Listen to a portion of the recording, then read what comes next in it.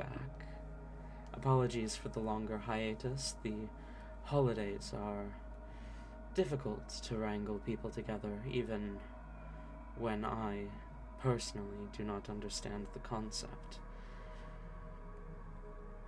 Where did we last leave our tale? Ah, there we are. Last we left off, Skaaymon and Whimsy, our main characters, found themselves in the elemental plane of fire, where they became closely acquainted with its heir, Prince Botsvar Telravik Azar IV.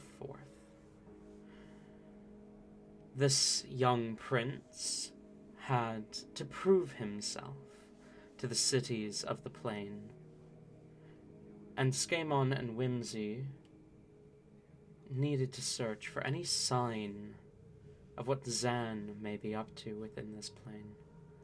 And so together they traveled, growing closer and closer to the border with the elemental plane of Earth, where, supposedly, a war is raging.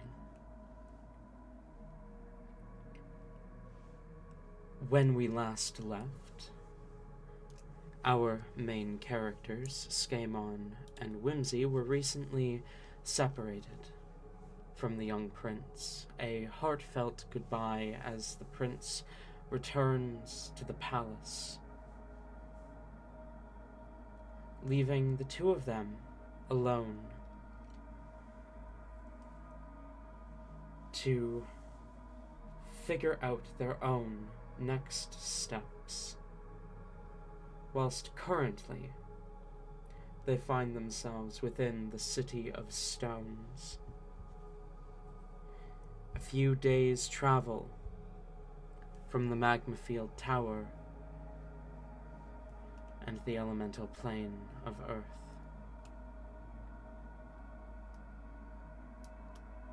As the two return to sleep, now separated from their beloved companion,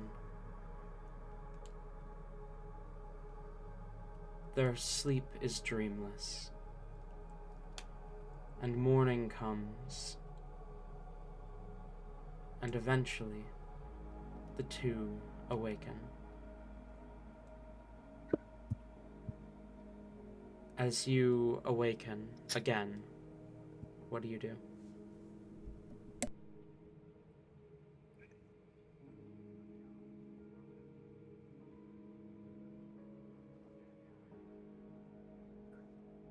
Sorry, are you alive?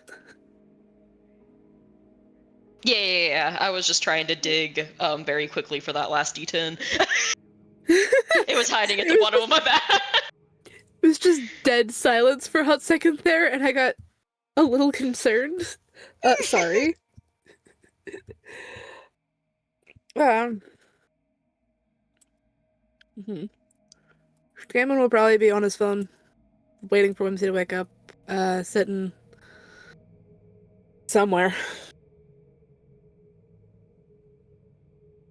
Probably somewhere that's not a sitting surface.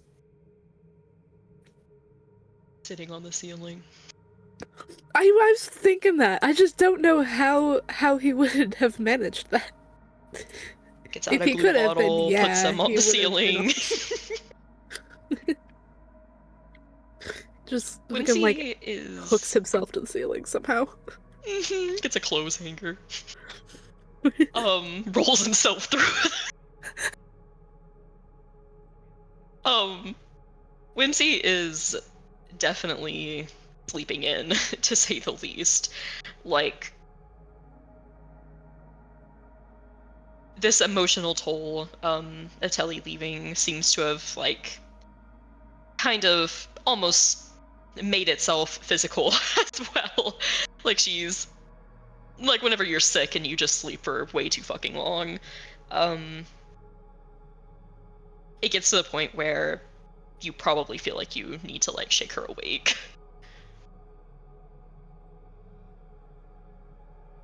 Yeah, okay. After like 3 hours, they're being like close to like an hour to 2 hours after Whimsy normally wakes up, Skaaymon will kind of sigh and walk over and just very gently, like, grab her shoulder and like wiggle her back and forth, going, Whimsy, hey, don't bite me. Wake up.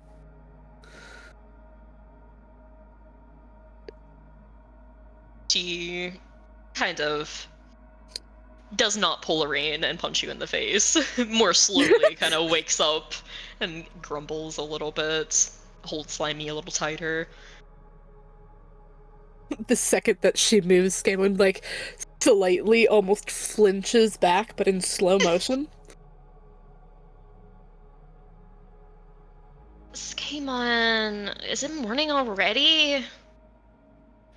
Well, morning It's again? been morning for since Telly left, but it's now almost noon, so She immediately frowns and squeezes Slimy even tighter. Telly.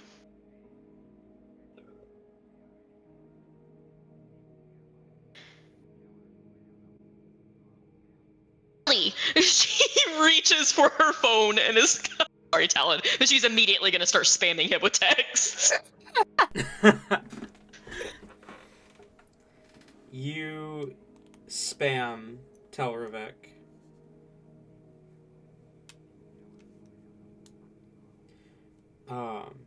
What do you text him?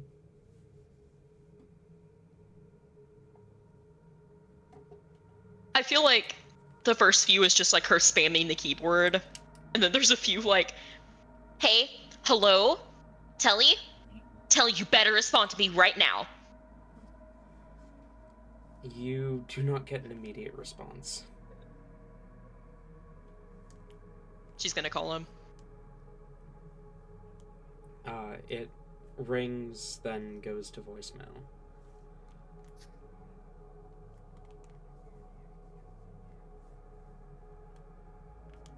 She lowers the phone down and just stares at it with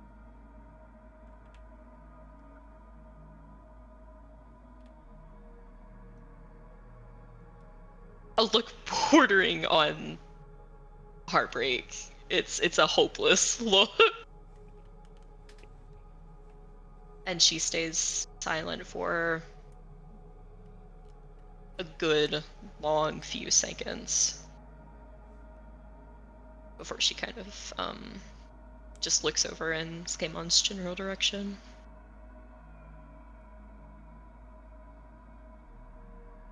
He's gonna respond, right?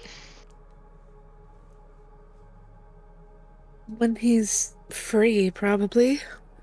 But he is a prince doing princey things, probably.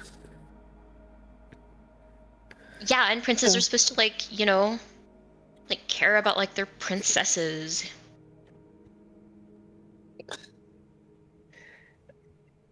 he'll respond when he gets the chance. And yeah, Kai never responded. She probably got arrested or something though. You know, with what she did, probably.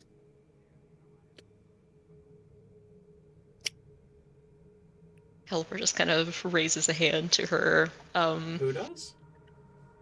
Helper, motherfucking goddamn fuck.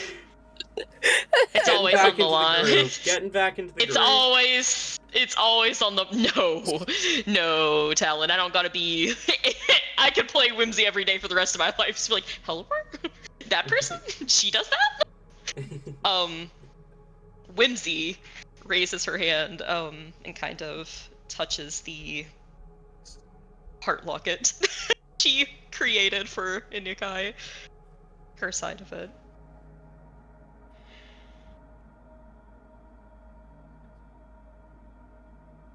I mean, we're kind of a little too busy to go, like, check on her, but I mean, obviously something happened. Like, something happened that, like, prevented her from being able to reach out to me, because otherwise she would have. Most likely.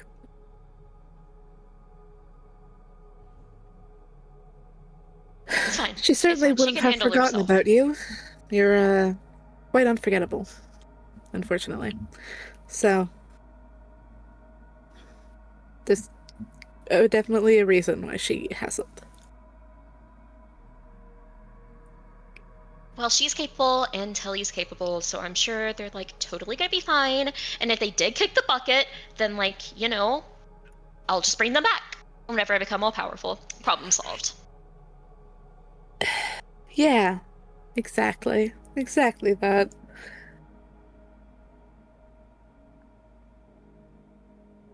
So, like, what do we do now?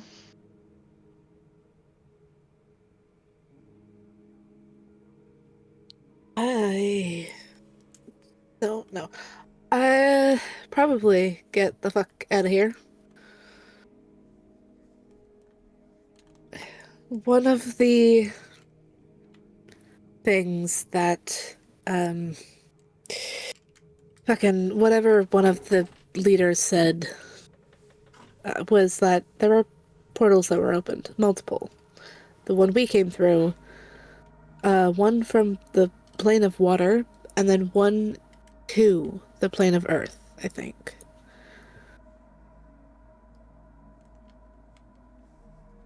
I don't know many people with portal magic that can just open things like that all willy-nilly, and the only one I know of is the one I'm trying to track, so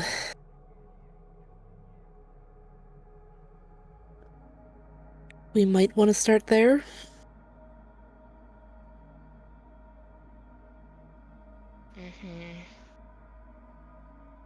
I mean, Zan basically seems like he's trying to go on, like, a vacation thing to, like, visit all the planes or whatever. So, like, I'm sure he's probably in the Earth plane. I mean, we need to head that way anyways. Like, okay, well, first of all, like, who even cares about Zan? You. But more importantly, Telly's dad. Like, we gotta go, like, help him out or whatever. Like, I told Telly I would. Well, there's multiple reasons for us to go check it out. Ooh. Skaaymon, do you think he took the car? I mean, that was kind of like Telly's car-ish. Oh shit, maybe? Huh. Well, we can just go get another one. Oh, or we can do, like, you know, Grand Theft Auto or whatever it's called when you steal a car. I feel like breaking the laws of the plane that is very warlike is not a great idea. It's a wonderful idea. You're right. Not a great one, a wonderful one. Because, like, It's a they value terrible. power. So, like, they try to stop us from doing that, and then we beat the shit out of them, and then they're like, oh my goodness, yo, you deserve that car because, like, you're obviously stronger than me. It's a that wishful thinking. Um, I have doubts that that will work. Many doubts that that will work. Feel like they'd most likely just stab and or shoot. Well, whatever. Like, it looks like she'll kind of just, like, look at her phone.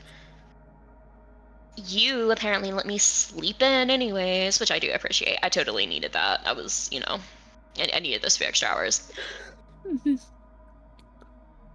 That I does mean that agree. I am nearing the end of my life because I have to have food soon. So let's do that and then check and see if we have a ride. Uh-huh. Yeah, should probably make sure you don't spontaneously combust if you haven't eaten in... Where did that even come from? I can't... Because Telly is incredibly gullible, and like he doesn't know physiology. He doesn't. It was an excuse to get extra food, and it worked. Do you see how stocked up on food I am now? Like, he went all out. Like, I'm so good for like so long. If you're so good for so long, then why would we be going to get food? I want fresh food. These are my like on the road snacks. I need more. I always need more. Uh-huh.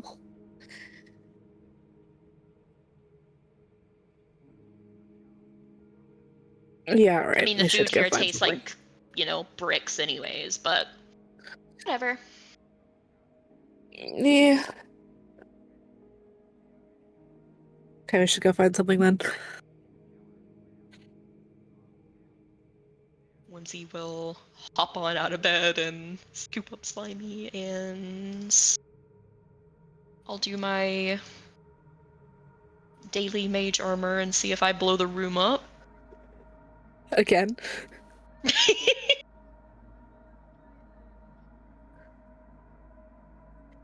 I do not. No explosions. Yet.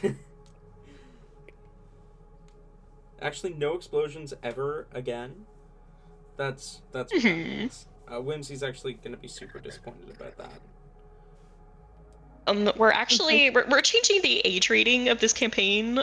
We don't want violence anymore. Yep. No explosions, no fighting, none of that. We're changing the age rating from realistically 18 plus to E for everyone. Or that works. Yeah, every episode from here on out is going to be rated E for everyone. You know what? Whimsy loves everyone and wants to make friends with the world. You know what? We'll call it PG so that we can say fuck once per se. Damn it!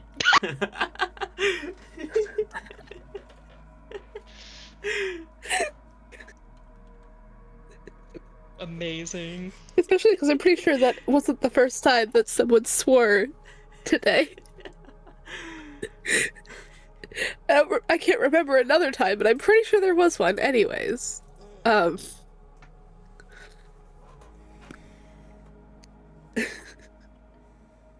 You don't explode. No, Whimsy does not explode. That's a good thing. I do not. We like this. We like Whimsy not exploding. Well, Skaaymon does at least.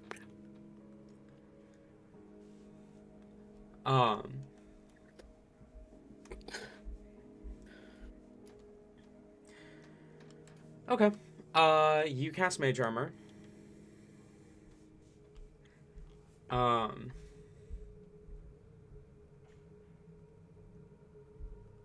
While she's doing that, Skaaymon has kind of pulled up maps of the area and is looking for a place to eat that is not, ridiculously expensive for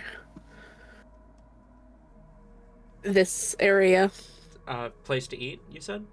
Yeah. Okay. I would like to point out that you are still in the, city hall, essentially. Oh, we are. I forgot about that. You might be able to just ask the servants to make you food.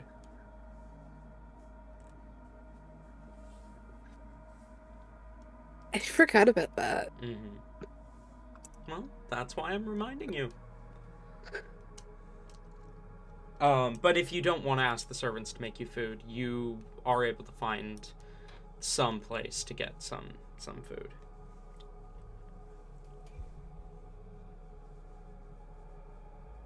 It's your call. Whimsy is more than willing to go out there and food.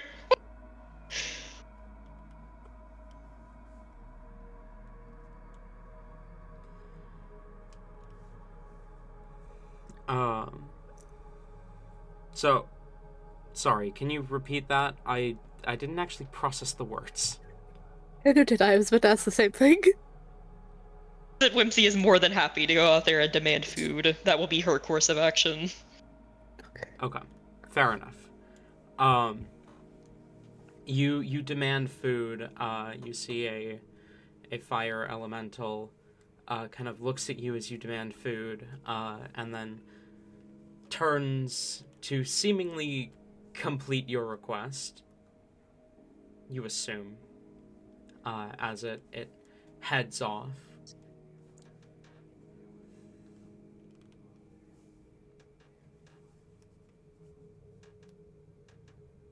Cue Whimsy, like, tapping her hooves impatiently for however long this takes.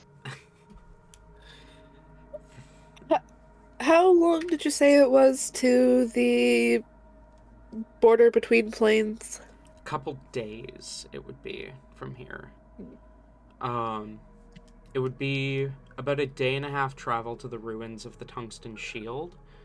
And then from the Tungsten Shield, it would be about half a day to the Magma Field. So about 2 days. Okay. With no city in between. Okay.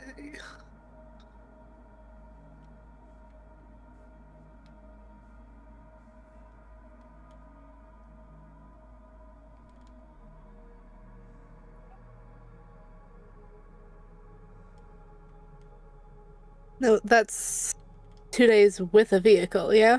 Yeah.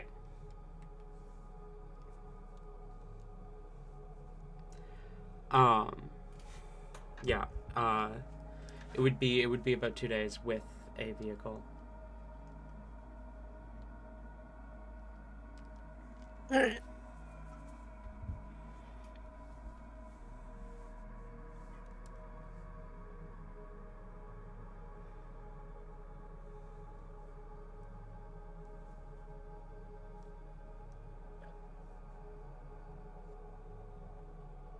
Does Whimsy receive sustenance? Yes, after about 20 minutes, you would be brought, a well-cooked meal.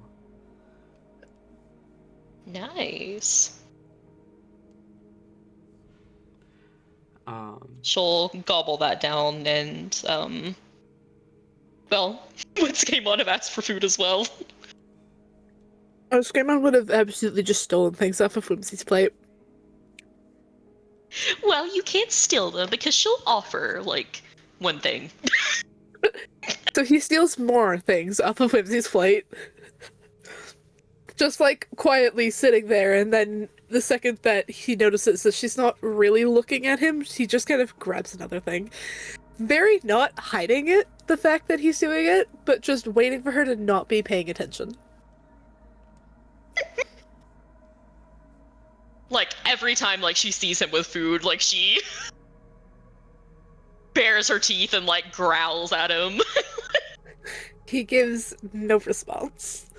He just continues to sit there and grabs another piece of food. Amazing.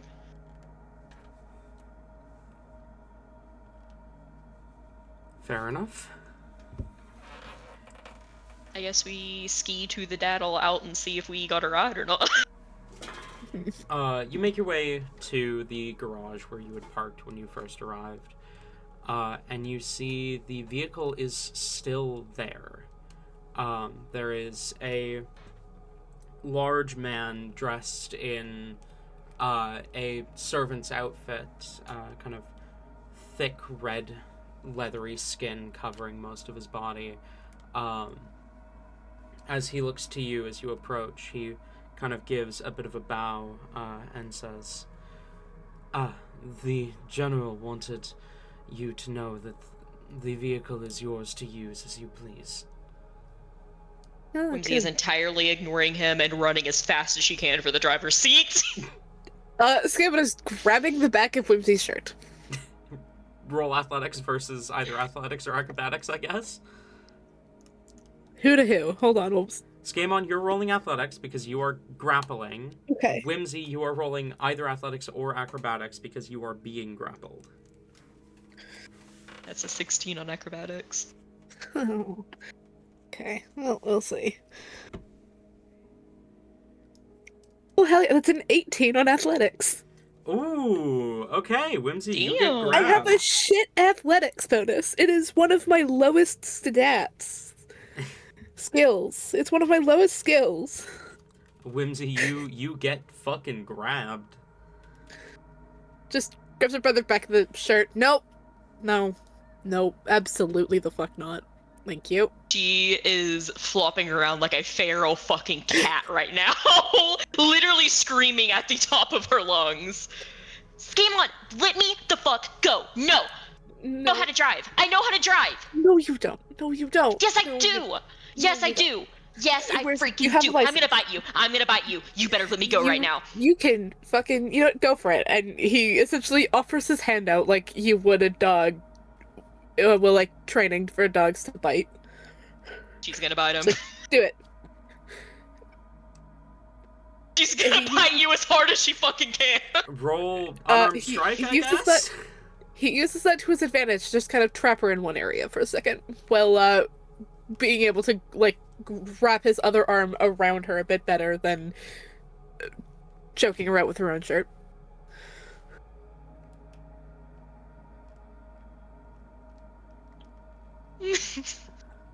I guess it would be less roll to hit and more how much I was damage about to does say- your unarmed strike do. I think all of us were about to say that, because he lets her. Yeah. He makes it easier for her. How much does your unarmed strike do, Whimsy? My unarmed strike does 0. But hear me out. She do got fangs. Can I roll my ram damage? Oh, you do have your ram damage, don't you? Sure, I'll allow it. Oh no. I mean, that's still not a lot. You take... Okay, yeah. You take 3... I guess piercing? Yeah. If she's biting, but... Yeah. 3 points of piercing damage to Skaaymon. He makes no... There is no reaction. There is no response to you actually biting him. He just uses that, grabs you a bit better, and is like, no, thank you. I have never seen you drive. I don't think you have a license. And now is not the time to test either of those things. So... Or my patience. So, no thank you. No thank you. Dude, I can drive!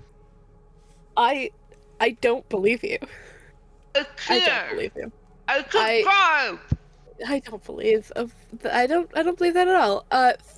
He kind of glances to the servant at the car. Thank you for letting us know. We appreciate it. The servant bows to you and says, "If you require anything else before you leave, let me know." Well, I have a question. And that is, do the people at the final area know we're coming, and are we able to just go through I will inform where we're going? I will inform the Magma Tower to allow you passage. Okay, cool. Because I did not feel like getting shot at again. All right. Whimsy is a freak, and she is now, like, as loudly as she can, like, slurping up your blood right now. I mean, he's not wearing sleeves. There's no way in hell he's wearing sleeves. He kind of like gives you can't see the look because of where he is, but he looks slightly concerned, but then remembers who he's looking at and just sighs. As who has the keys? Where did the keys go? Because I'm assuming Telly would have had them. The servant would be offering them out at this point. Okay, Skaaymon is quite literally grabbing Whimsy, like pinning her arms to her side, and then reaching out, taking his arm out of her mouth, and grabbing the keys. And then will hold them above his head if she keeps trying to grab at them.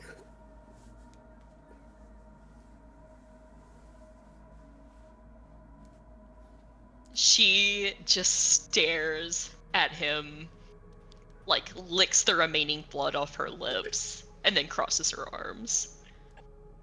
You were into that, weren't you? I could feel it. I couldn't care less. Either way, do you have everything that you need? Because now is the time to make sure we aren't gonna fucking die. That would be great, actually. So, I have everything I need, including a servant chauffeur to drive me around. Yeah, that's right. You know what? Rich people don't fucking drive, Skaaymon. Ha ha, you got pranked. I didn't even want to do it anyways. huh. I could take those keys if I wanted to. I could take those fucking keys if I wanted to, you little shit. But I'm gonna let you drive because I have better things to do. I get to play games on my phone while you drive. This entire conversation, his head has lowered, clutching the the keys to his chest, still so that she has trouble trying to grab them, but has slowly been, like, doubling over, trying so hard to not cackle, and is running out of breath.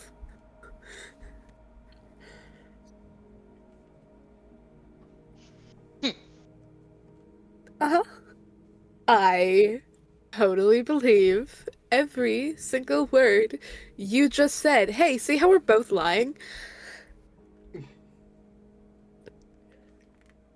She sticks her tongue out and gives a very loud raspberry and will turn and defiantly walk over to the passenger seat and get in. One of these days, I'm going to just straight up grab your tongue when you do that. Do it.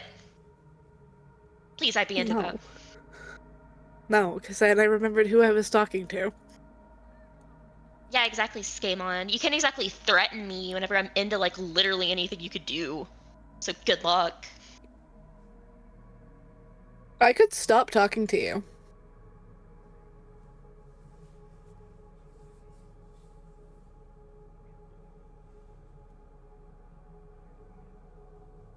Yeah, I well, don't I know can if that stop would talking work. to you. But I'm not, you know what? I'm not that mean. I wouldn't even do that to you because I'm not that fucking mean. If only.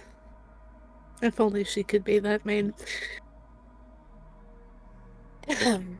Plus, talking is part of good communication, which good communication is, like, vital for team effort. Uh-huh. And we are a team. Partnership, even. A relationship. No.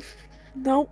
You know, I was almost going to agree with you. I was almost going to agree with you. And then you made me not want to agree with you.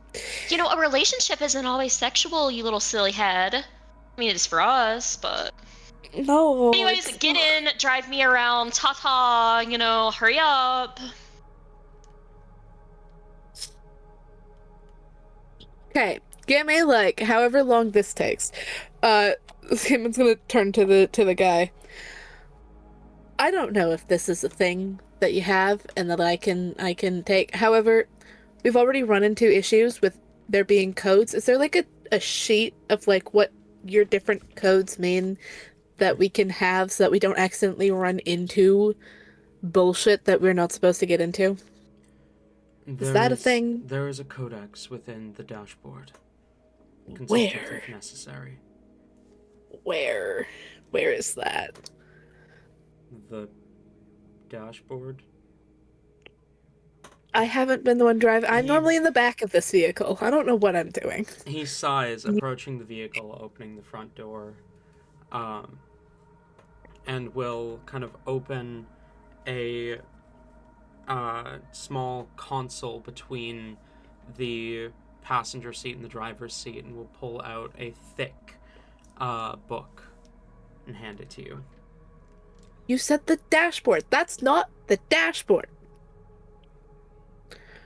Thank you for showing me where this was, and that is a good to know because, once again, I don't feel like fucking dying because I've run into a cannon. So,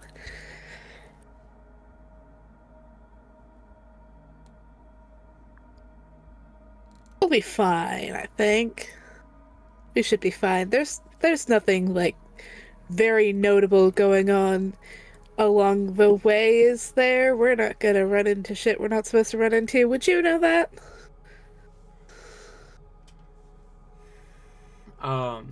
He kind of pauses for a moment before he shakes his head. Every military base between here and the Magma Field Tower was destroyed when the elemental plane of Earth took control of the area. There is no restricted areas until you reach the magma field.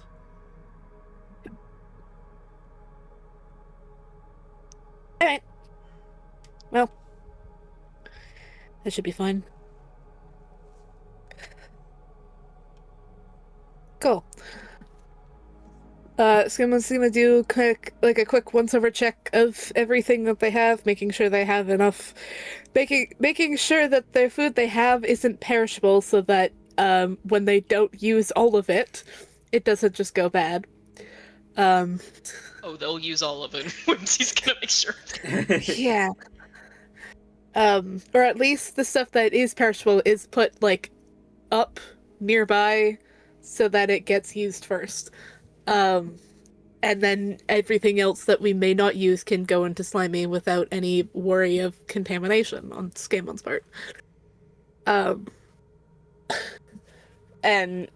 with that, checking any, like, safety supplies, first aid kit, I don't know, emergency flares. I don't know what else would be in here, but he kind of looks over everything, and if nothing seems to be missing, then he will... The truck has been stocked with a number of ballistic weapons, as well as, like, rations and medical supplies, emergency flares. And in particular, your eyes are drawn to, within the kind of collection of ballistic weapons, a box of hand grenades, an anti-material rifle, and what appears to be some sort of explosives launcher, like a grenade launcher kind of thing. Huh? Cool. That's not gonna end horribly.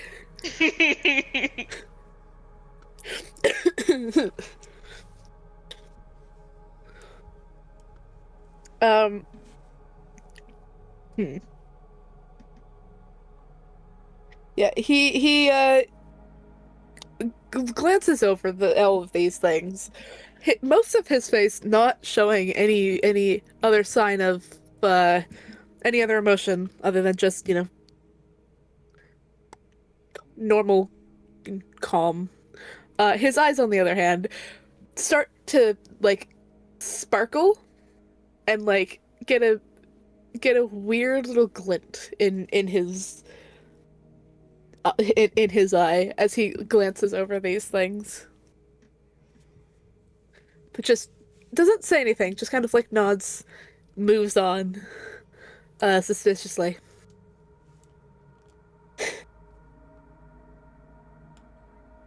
But then, if everything else seems to be in order, he closes everything up and will thank the person helping out and will climb into the vehicle. Okay.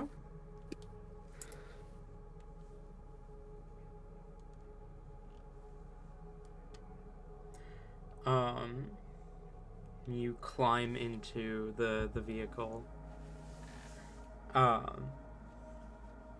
ready to travel. Whimsy's already got those Google Maps pulled up, ready to direct. Fair enough. Skimmon's gonna really quickly, like, look over a lot of the codes and try and grasp enough of them to remember if something happens, and then will awkwardly position himself so that his wings don't hurt and will be, not block his vision in any way, and then we'll start the vehicle,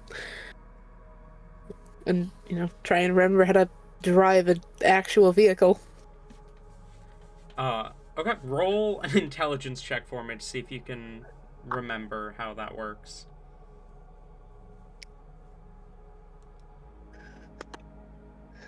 Oh, not bad, actually. It'd been really funny if I got a 1. Because, he knows how to drive. He has his license. He just doesn't like driving cars. So it's going to be a 16, by the way. 16! Yeah, you're able to figure it out. Alright. The layout is a little bit different, but the fundamentals are the same. Okay, yeah. Alright, when you ready? You buckled? Never. Are you ready? Excuse you? She points to her buckle.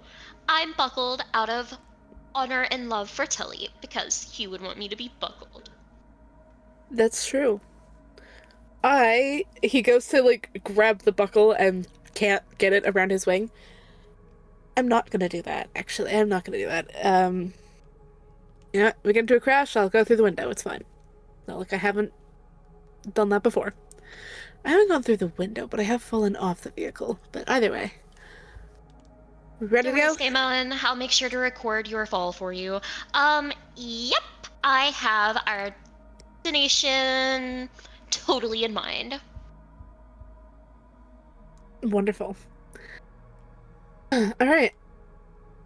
Well, in that case, then let us be going. How the fuck do I get out of here?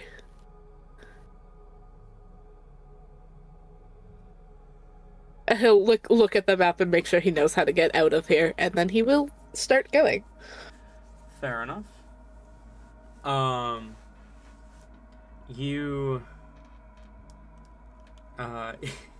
you begin you figure your way out of the garage and begin to drive.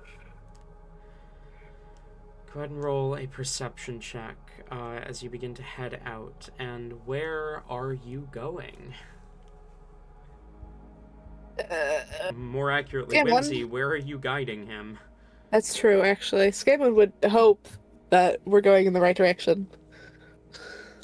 Whimsy would have dropped a marker over the magma field tower and is letting Google Maps tell her the best way to get there. Okay, fair enough.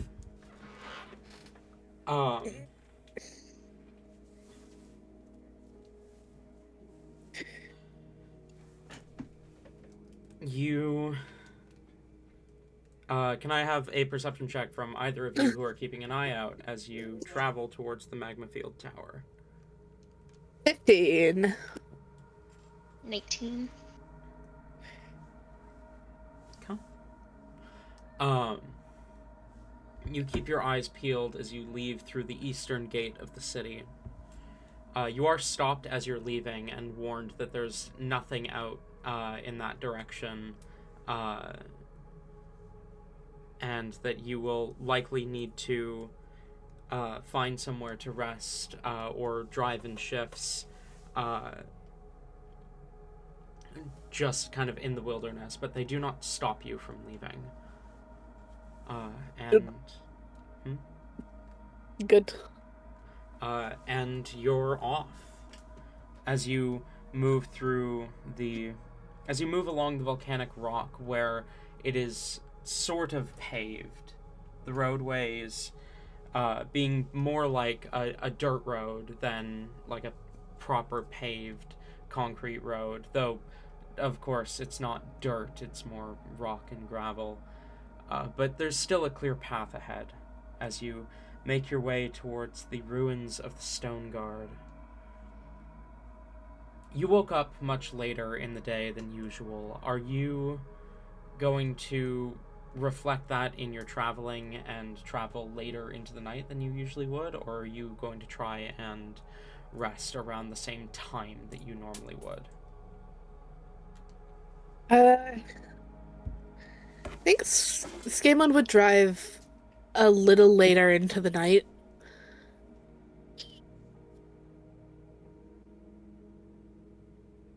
Um, he's not expecting Whimsy to stay awake, but will drive until he starts feeling a little too tired. Okay. Whimsy would probably stay. Like, as long as he's driving, she would force herself to stay awake so that she can, keep an eye out with her totally dark vision. Okay. How noticeably sleepy would she get in actually okay. This is a question for if it becomes nighttime, but if you have something before nighttime that you want to do, T, then I will pause this for a second. Not before it grows dark, no. Okay. How Skaaymon definitely wouldn't be silent. He would like make calm conversation, quiet conversation, small talk and things along the way. Mostly to just keep their minds not mostly to keep himself from dreading what's going on. Um but how late or how long does it take after dark or by dark for Whimsy to get noticeably sleepy? I think it starts taking noticeably longer for her to kind of respond to anything that you say, and you can kind of see her head seems to be a little further down than it was before. Maybe like whatever time that they normally go to sleep at night, she maybe makes it like an hour later than that before she seems like she's struggling. Then before you continue, Whimsy. About half an hour before you would usually go to bed, your phone goes off. 3 messages back to back.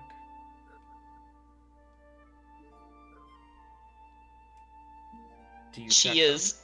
Yes, she's reaching the. Like she's whipping it out. As she's okay. Uh-huh.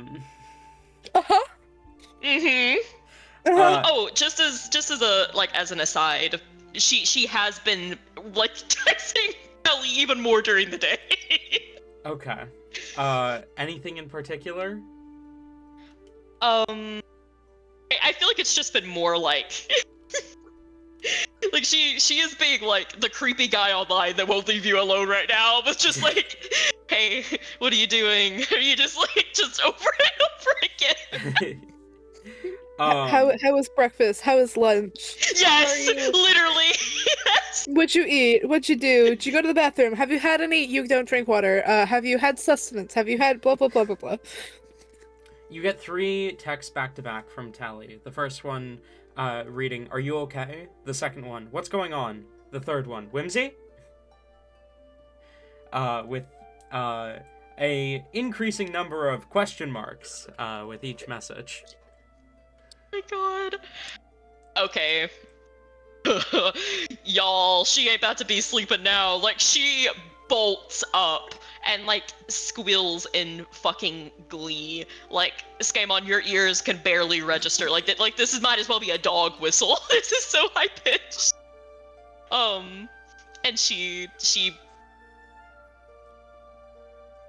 No, I don't even think, like, she starts to say, like, it's Telly before she's already messaging back.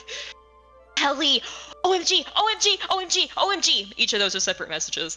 I am okay, first of all. Yeah, don't even worry. But, like, what the heck are you doing? What took you so long? Sorry, that was 4 OMGs? I think so. Okay. Are you messaging Ayla?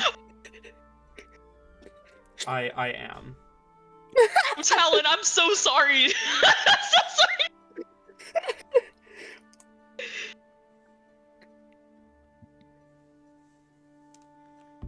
Okay.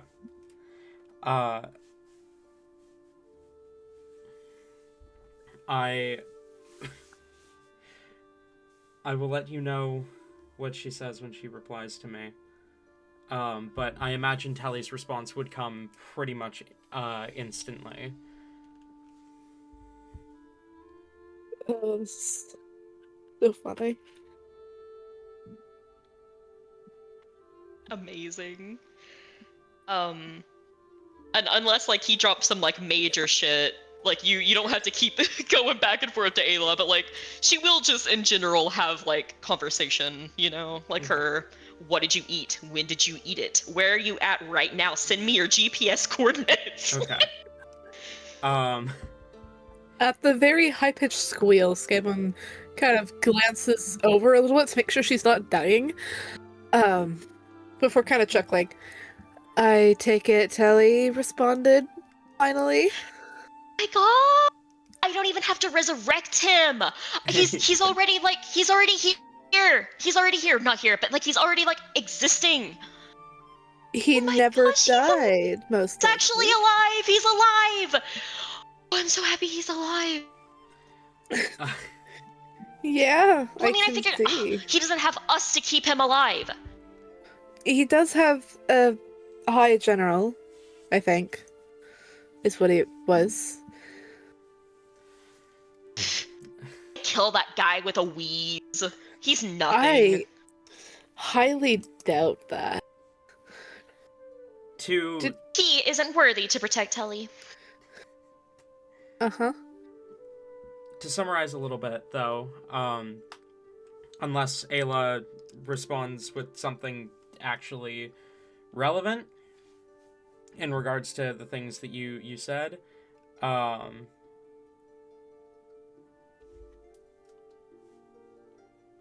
sorry.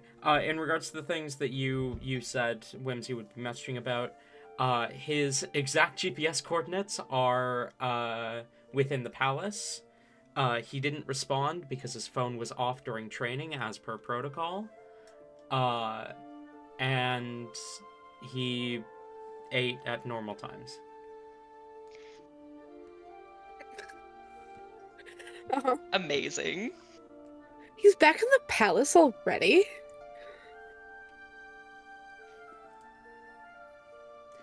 If Whimsy asks him how, Koyeon teleported them back. Okay. She probably would be like, damn, you're fast, or something like that.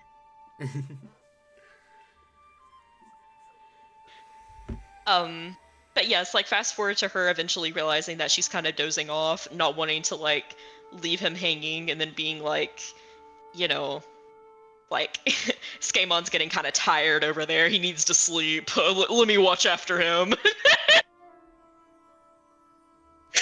And then sends, you know, a bunch of kiss emojis and says goodnight.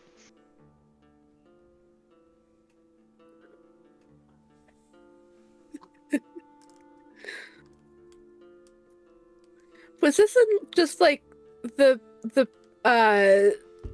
private messages to Telly, or would you have been messaging the group chat? She would have done the group chat, yeah. Okay. Skaymon's not checking his phone, he's driving. But your phone probably it'll be on like silent while he's driving. Yeah, so you just hear the vibrating buzz every single message that gets sent. I was even gonna say your phone probably automatically set itself to driving mode. And some of them do that. Not all of them do that. Yeah, but Skaymon's probably does. Maybe. Either way, Skaaymon is not responding as it's happening because he is driving. Yep. But he kind of asks for the play-by-play from Whimsy as she keeps giggling and typing. She would happily narrate whatever Telly says in her best Telly impersonation.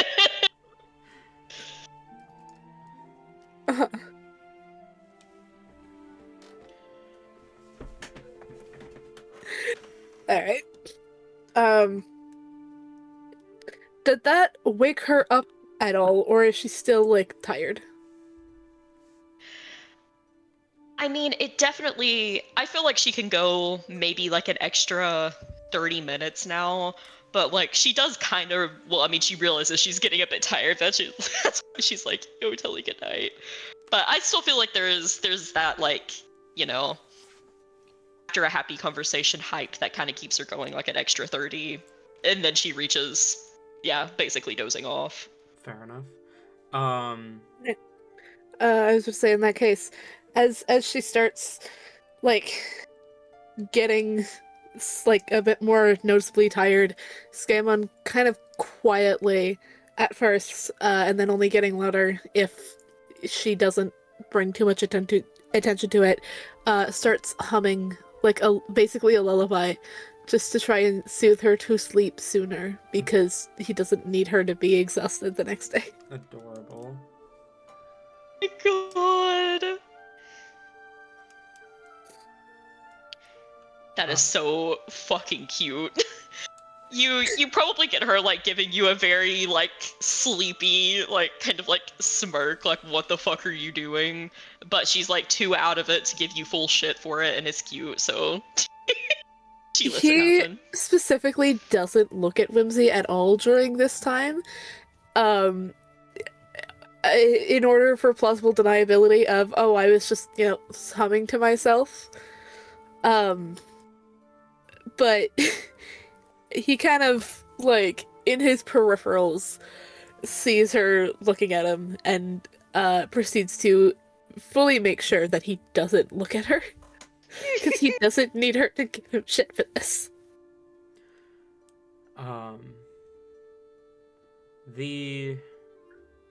As Whimsy begins to doze off, you can see in the distance buildings rising. You imagine that's likely the Stoneguard, probably about 2 hours drive from where you're at. Do you want to continue with Whimsy sleeping in the passenger seat, or do you want to pull to the side of the road and rest for the night?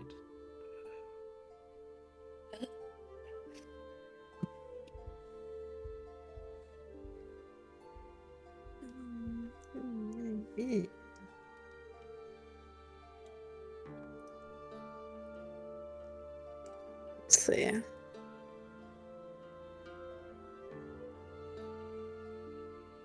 I think he'll go for, like, vaguely another hour, but he'll stay outside of, like, he'll stay a decent ways back from the city. Okay. You travel a bit further, but you don't approach the ruined city completely as you pull off to the side of the road, preparing to rest. I'm assuming there's some kind of, like, sleeping bag or blanket or something. Yeah, especially because we had those in this vehicle beforehand. He'll, like, kind of set one up and will... Is Slimy still awake, actually? Would Slimy still be awake? I don't think Slimy sleeps. Not properly. Okay. In that case, Skaaymon will, like, double-checking that Whimsy is asleep, will calmly, like, hold his hands out, slightly cupped to Slimy, and is like, I need to move her so that she doesn't hurt her back. Can you come here for a second? Shush. Don't wake her up. I don't need that. I don't need her giving me shit for this too. So just, he'll, like, kind of pick Slimy up and then move him to the area that he set up for Whimsy. Just kind of gently sets him down, and then we'll attempt to move Whimsy without waking her up, or without waking her up too much. Okay. Hopefully, without waking her up. I feel like Whimsy has, like, those toddler vibes, where it's basically, like, when she's out, you can, like, ragdoll her and she ain't getting up. You see, here's the thing. Now I have a question. There are two different kinds of toddler things. There is weirdly like, not awake, but almost like semi-conscious, where they like help you slightly by holding onto you a bit more, or like readjusting so that they're easy to hold. And then there's complete dead weight, dead to the world. Which one would Whimsy be? I think she's dead to the world. Okay, wonderful, perfect. Sorry, I have to deal with this exact scenario every other night. Oh boy. 5 times a week, maybe? It depends. So, yeah. He will kind of pick her up and then almost immediately, like, this isn't... Hopefully... Will pick her up and then immediately try and move her and slightly, like, stumble a bit, and it's just, like, freezes. Waits for a second to make sure she doesn't wake up. He barely breathes at all until he finally gets her laying down and tucked in. And then we'll put Slimy on top of her, or where Slimy normally is when she has him as like a stuffed animal. So I feel like the only time that she moves or like, you know, kind of adjusts during this is like no matter where like you put her down, her arm always like kind of goes out at a crook where she keeps Slimy. Just like it naturally forms into that. In that case, when he goes to he in that case, that's why he moves Slimy. He goes to like make sure everything else is closed and locked as he sees that, and then just gently picks up Slimy again, lifts Whimsy's arm, sticks Slimy down, pats him on the head, and will like gently put Whimsy's arm down. Just good night, you little creature. Slime thing.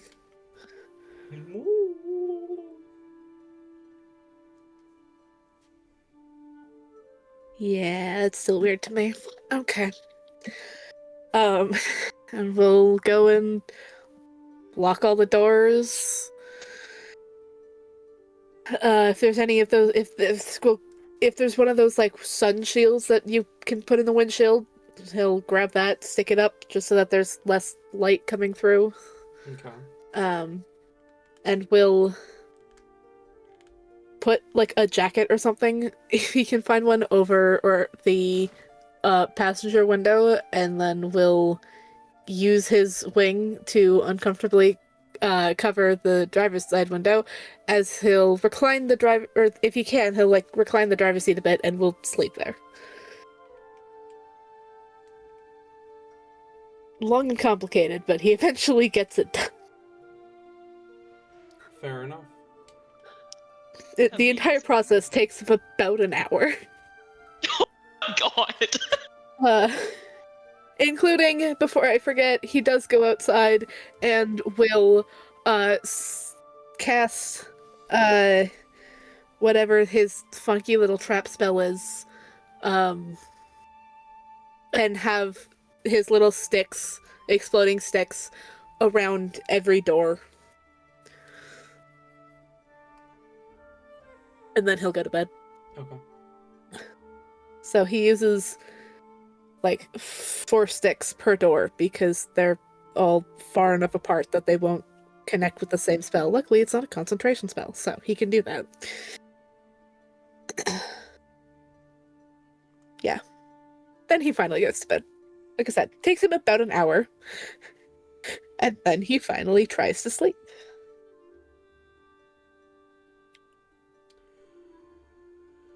Okay. Night comes, and as sleep finally takes you,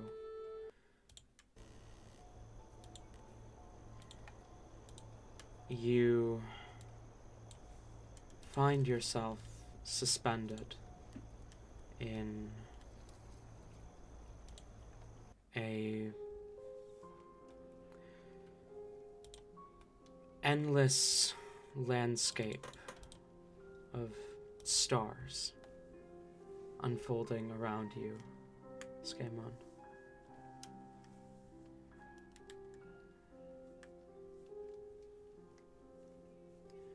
You see... He opens his eyes and goes, "God damn it!"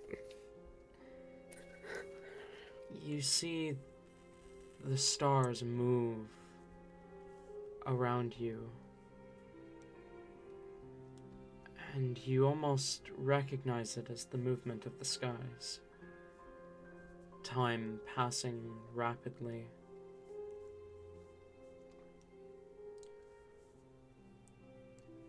You see, slowly, one by one, the stars blip out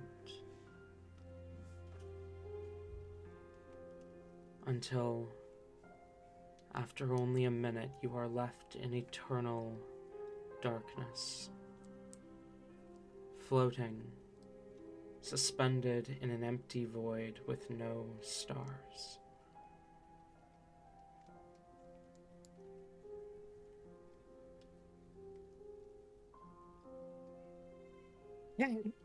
Well, this is creepier than I thought it would be. You feel a presence looking at you, watching you. A shiver runs down your spine.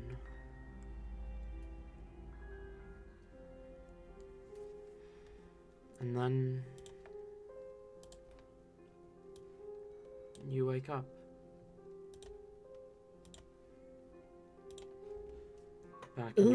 Back in the truck where you had fallen asleep.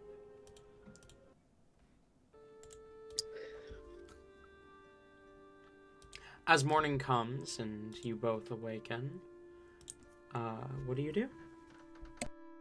Before Whimsy wake up, Skaaymon will take most of his things down and will check outside to see if any of his sticks were triggered.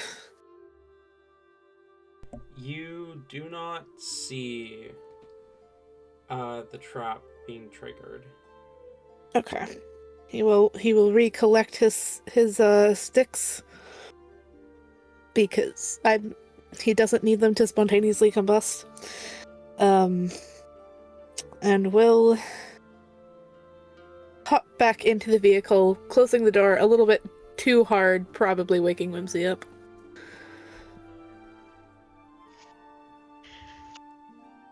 This wakes her up, yeah. She bolts up a little bit with like a loud gasp. Oh, no, just me. Hi. Sorry. Hey, Mon, you almost gave me a heart attack. Sorry, I was trying to be quiet for the most part, but I slipped a little. Do you have a decent rest? Not the most comfortable, I know, but sort of decent?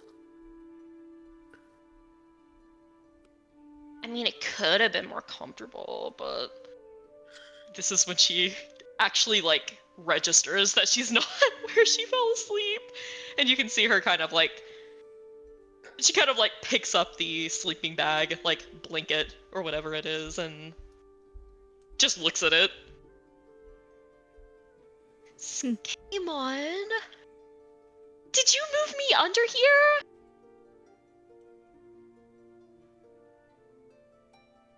I didn't want you hurting your back or neck, so... Maybe. I plead the fifth. Don't ask Slimy.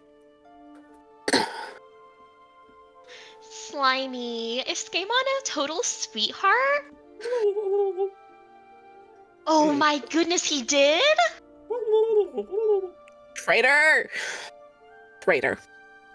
He's a traitor. Slimy has to spread the word of how nice Skaaymon can be. It's hard to tell sometimes. I thought you liked me being stoic and edgy. Skaaymon, you've read enough of my books by now. You know the thing is that, like, you have to be stoic and edgy to everyone but me. I'm like the one person that you like. That's how it has to be. Oh no, I guess I'm not like your book. I like Telly. So Okay, I guess Telly I'm is not like one of your book people. literally the exception to everything. Okay, like Telly is like above like everything ever except I like me. But Denyakai. I So mean, I guess I Enyakai's the can't. same way. Like, okay, there's everyone else, and then there's like my group of friends. All right, they're I exceptions. like my sister's sister. There's only one of them. My sister and brothers. What's that? I haven't met them. I can't really judge. Well, I mean, I can judge, but I'll judge them less because they're related to you. They get like a semi-pass, you know?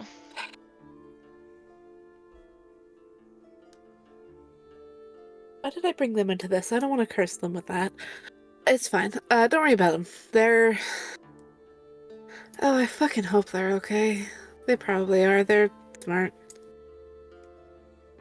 Well, Skaaymon, darling, you don't have to worry about me killing your family. I wouldn't do anything that mean. Well, I'd hope so, because I wouldn't want to fight you. Because I'd probably lose. Mm-hmm. You would. Alrighty, well, we need to be on our way. After I dig into these rations. Yeah, you do that. Hey, did you have any sort of dream that is more close to what's his fuck than your normal dreams? What's this fuck? Yeah, the fucker that, you know how I have Sally, you have what's his fuck? Oh, JJ! Oh, That one. yeah. What the fuck was? I don't care. Jabrium. Did Jabrium. you That's have? like the full I, title or whatever. I don't really care. Did Um, you get any weird message dream from him? Not anything that I think is like a message. I mean, I've had a few dreams so far where we've been fucking, but my one last night wasn't even that one. I got Okay. married to Telly, and you were somehow like the flower girl. But then like it fast forwarded, and then I was like, oh, I have to marry Skaaymon now. So then I married you, and then Telly was the flower girl. I Like two I weddings in one regret day. it. It was really fun. Oh jeez. Okay. Um. So I mean, yeah, I Well, guess you could kind of say that I see the future. I have divinations. I doubt that. But you know what? Future's not set in stone, I don't think, at least from what I'm being told. I have no clue because to deal with it being fucking cryptic. Either way. Wait, did the bitch show up in your dreams? No, she didn't, but you know how I've talked about, like, the weird star area where everything's just a void and stars and they're the big eye. I think I showed you. I didn't show you the video of the big eye, I don't think. I just told you about it. Yeah, you should show me. Like, literally, why haven't you shown No. me that? That sounds so cool. Because I don't want to. And also I don't want to be cursed if I do show it to you, and I have a feeling I don't trust any of them, so I have no idea if they will or not, and I just don't feel like risking it. So I'm gonna wait. Just a little longer. By a little longer, I mean an indeterminate amount of time before I show it to you. But I will eventually. Or you'll find it after or like you'll see it after you take the camera off of my corpse. One of the two. You'll see it eventually. Um, However, it wasn't. No one said anything. It just. It was that, but all the stars kept going out until there was nothing. And you know that feeling that you're being watched? Mm-hmm. That. All of the stars went out eventually, and then that, and then I woke up. So I don't know if I should be concerned or not. However, I just wanted to make sure that I wasn't missing anything, and usually they like to talk to us at about the same time. Yeah. I mean, a lot's been going on. It is, like, totally possible that, you know, like, you have a lot of fears, you worry about stuff. Maybe it was just, like, general anxiety. You know, like oh no, the world's gonna end, or, you know, that sort of thing. Or that there's someone outside the vehicle that's about to break in. So, either way. There isn't. Yeah? That wasn't me saying that there is someone outside. That was me saying Whimsy was, like, whipping her head around, like, what?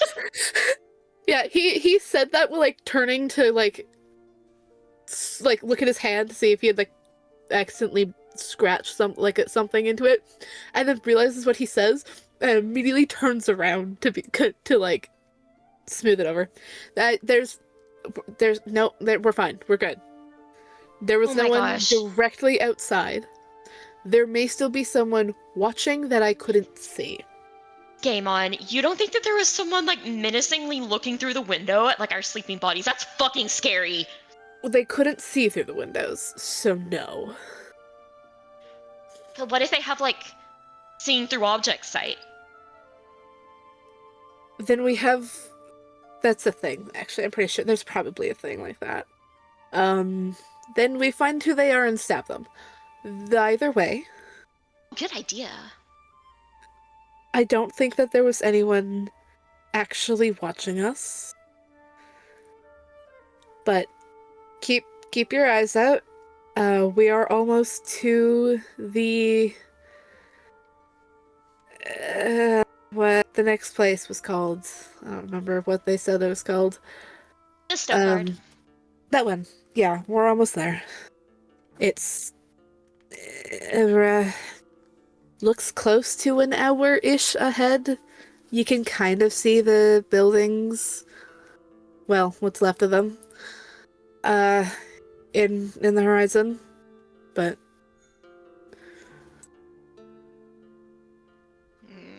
yeah, where I didn't want to go through that without you being awake, because I didn't know what could have happened. So, if you're ready to continue, then we can. I was, like, born ready, Skaaymon. Decision, though. Like, Ruins is, like, total, you know, jump out and attack you territory. Yeah. Which is why I was a little worried.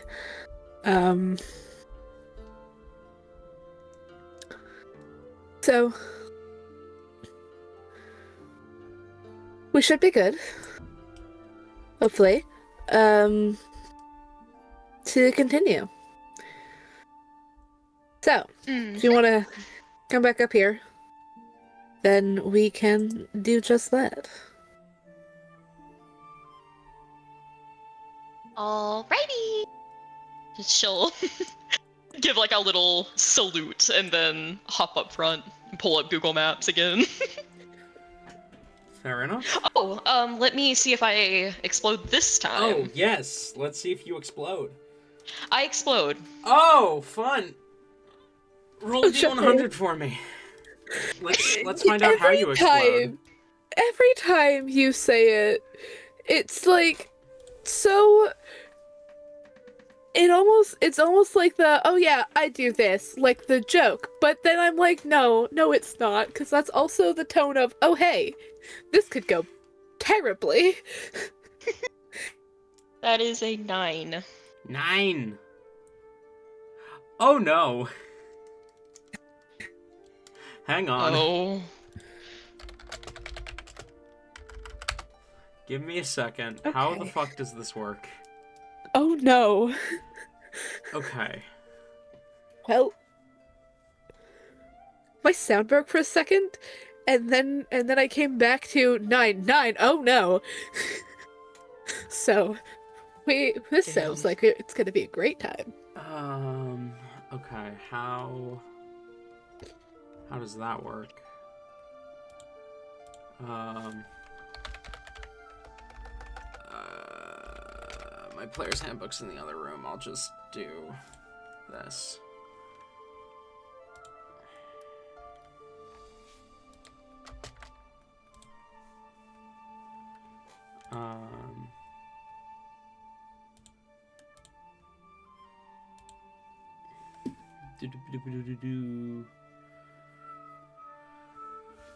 Page 200.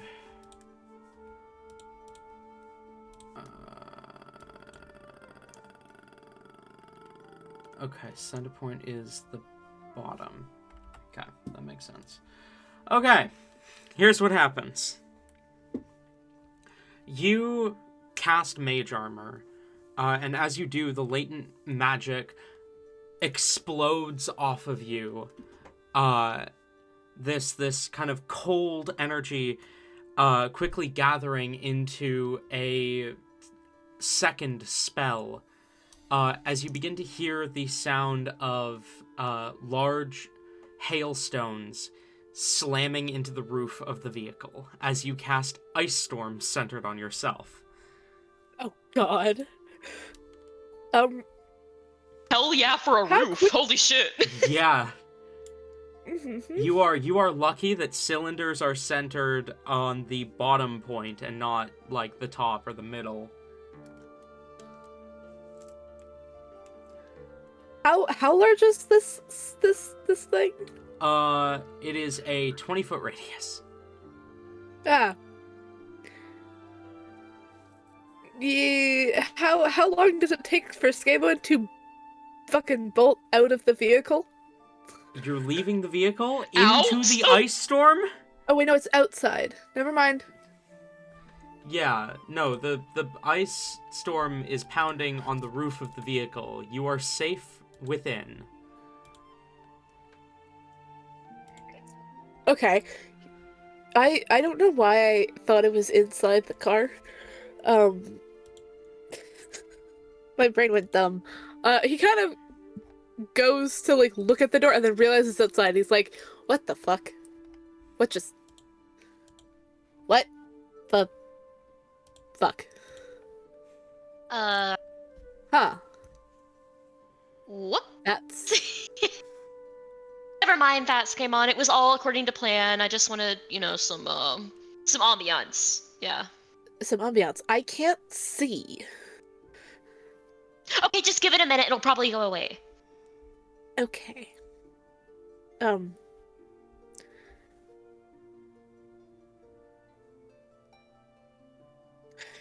So how was your night? As he just kind of waits the storm out.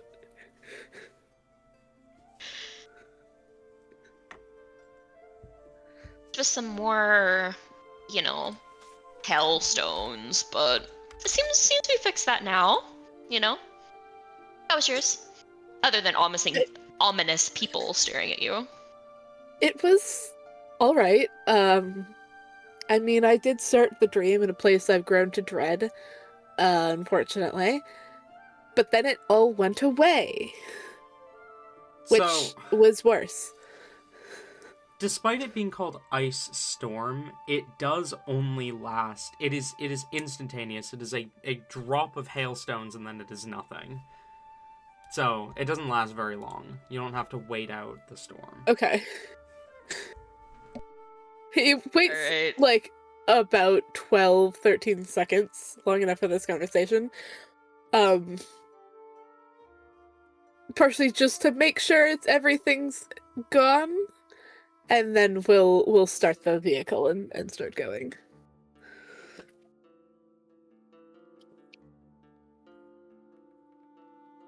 Leave room. You've room. Go ahead and roll a perception check for me. Hey, this is the one I'm supposed to be good at. Can I be good, please? Yeah, I can be good. That's a 30. It's a 12. 12.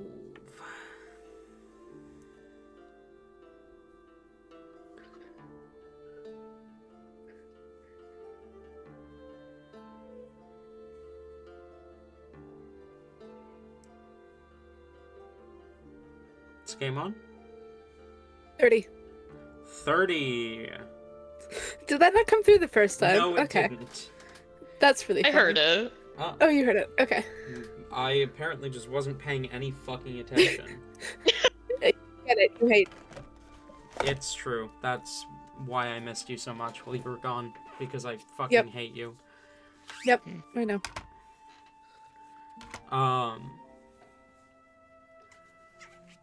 Okay. You keep your eyes peeled as you continue to drive.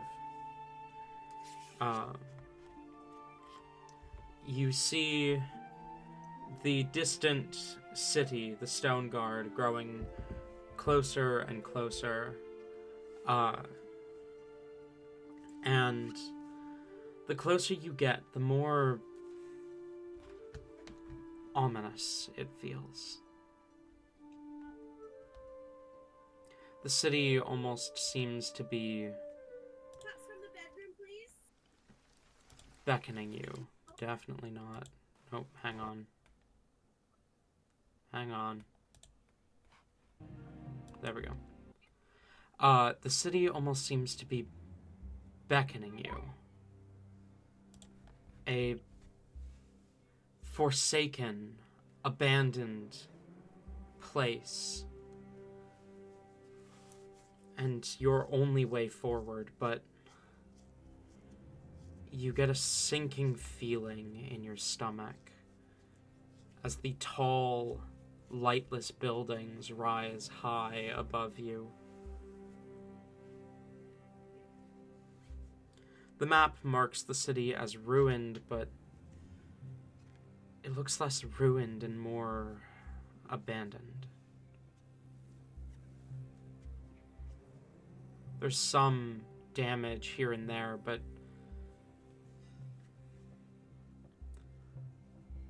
for the most part, it still looks like a city, a jungle of concrete sprawled out ahead of you.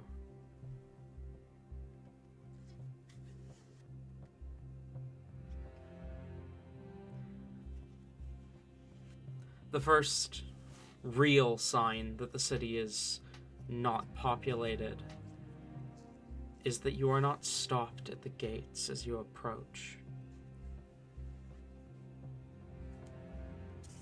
Had you not already known the city was abandoned, you would have definitely noticed it by that point, but there's still something that feels so wrong.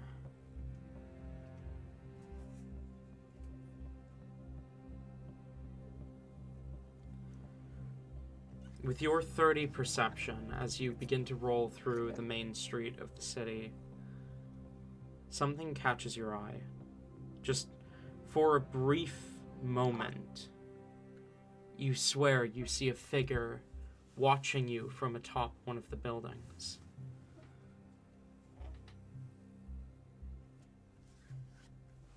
Brief as in it disappeared like a shadow, or brief as in it kind of just... did it move out of the way, or did it seemingly just vanish? You notice it out of the corner of your eye, but when you turn to look at it, it's gone.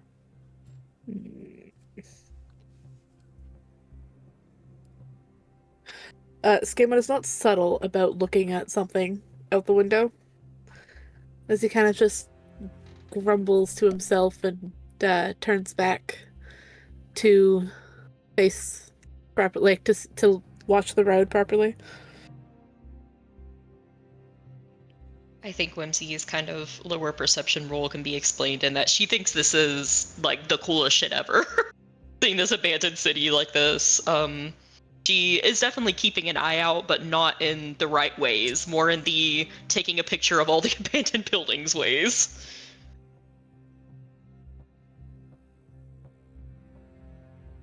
Okay, fair enough. I mean, that's fair. Abandoned towns and whatnot are really cool to look at. So, he's not judging her for that. He would do the same if he could, but he can't, so he's just calmly not calmly, very quietly, nervously driving through and trying to not look like a fool as he flinches at every shadow. Not exactly, but like as he sees something out the window.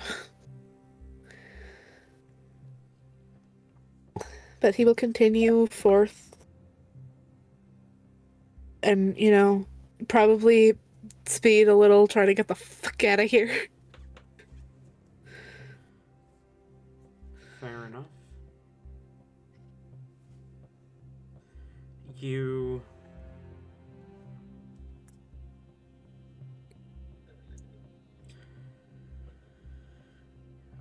you kind of pick up the pace a little bit, trying to leave the city, when you notice something moves in an alleyway that you drive past.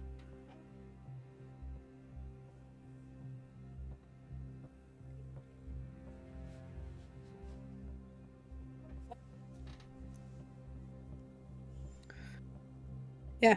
Skaymon's grip on the wheel, like, it tightens slightly. He kind of has to wiggle his fingers a little bit to loosen his grip, but he's still not saying anything to Whimsy, but he keeps glancing out, like, the windows and them checking mirrors and whatnot a lot more often than he was the day before. Okay.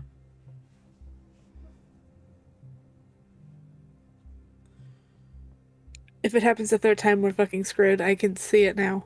You continue to move through the city. Tall, abandoned concrete spires rise around you, a remnant of this fortress no longer attended. Something moves high above, catches your attention, but you can't see anything. Okay, that's fucking it. What the fuck? He kind of slows down a little bit, still moving, but enough that he can glance around a lot more without, accidentally crashing. Okay. Roll another perception check. It's very noticeable to Whimsy now that he is on edge and he's looking for something specific. Yeah, I do think Whimsy would kind of turn over at that. Wait, did you see something? Yeah. I don't know what. Something keeps moving, and it's the stereotypical horror thing, it's just out of your field of vision. It's just out of view, or it's just in your peripherals. It's something that just moves a little bit, and this isn't supposed to be a fucking horror film. This is... Wait, is it like something like monstrous, or like are we just like people? No, it's just a blur, and I'm very worried that it's one of those fucking bots. Oh, That's gonna be a 26. 26. Okay. Not as good, but good enough. Whimsy, are you looking around more, like paying more attention now that Skaymon's pointed out something's wrong? Yeah, let me re-roll that perception. Okay. That is definitely better. 18. Okay. Whimsy, to your right, you notice movement. Something small, too small to be a person. In the same moment, Skaaymon, to your left, you notice movement as well. But as both of you look, you see nothing. As your eyes flit back to the road, there's a woman standing in the middle of the road, just about 20 feet ahead of you. She's dressed in a long white coat with a hood. You can't make out many of the details. All you see is a pair of yellow eyes and a black face mask. Skaaymon will, like, fucking brake and stick the vehicle into reverse. Doesn't go anywhere yet, but it is currently in reverse. As he kind of just leans forward a little bit and just watches. The woman seems to stare at your vehicle, waiting for something to happen.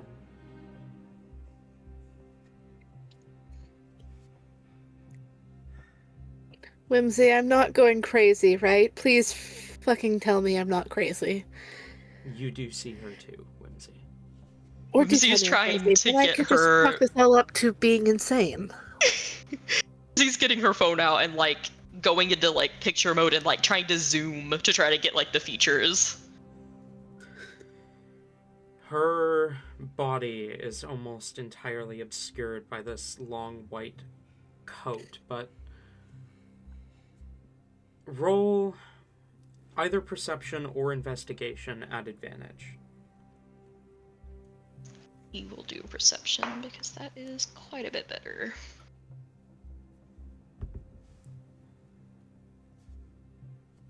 Don't forget the advantage.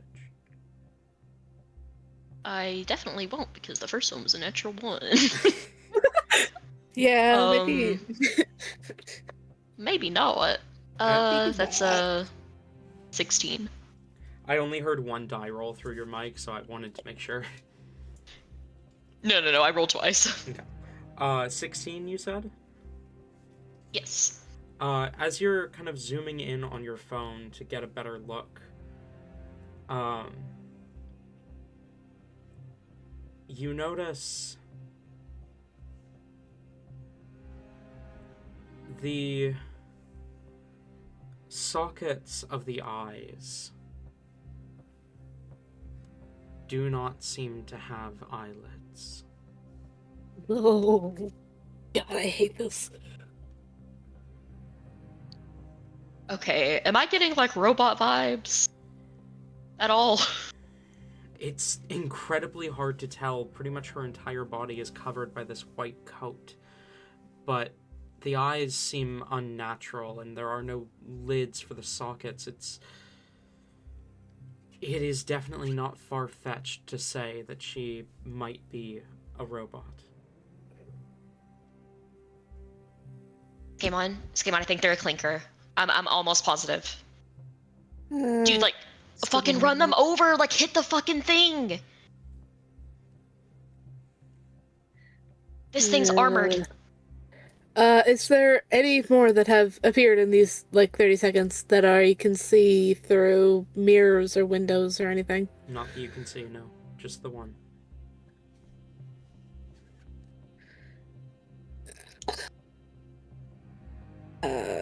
Skaaymon will do that, like, essentially motion with his hand for her to move out of the fucking way. But it doesn't really it is also putting the vehicle back into drive. Okay. And is hoping that this thing fucking moves. She continues to stare at you, unblinking, unmoving. You see, what I'm worried about is we're gonna get past her and she's gonna somehow pull out a big ass fucking sword and stab it into the side of this thing. That's what I'm worried about here. Is there any other, like, road nearby? There are, yeah. You could reverse a little bit and turn down a road to your left if you wanted to.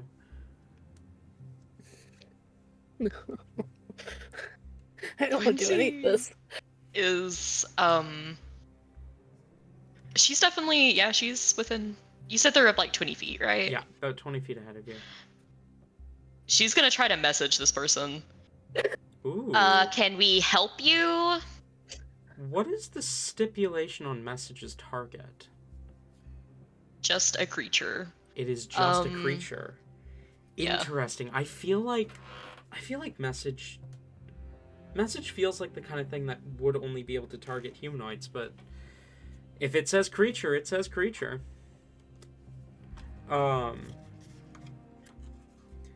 You ask the question, as you hear a voice in response speak to you. Identify yourself immediately. Okay, she speaks aloud to Skaaymon. Oh yeah, this is one of the this is a clinker. Absolutely. Oh. She'll respond back to them.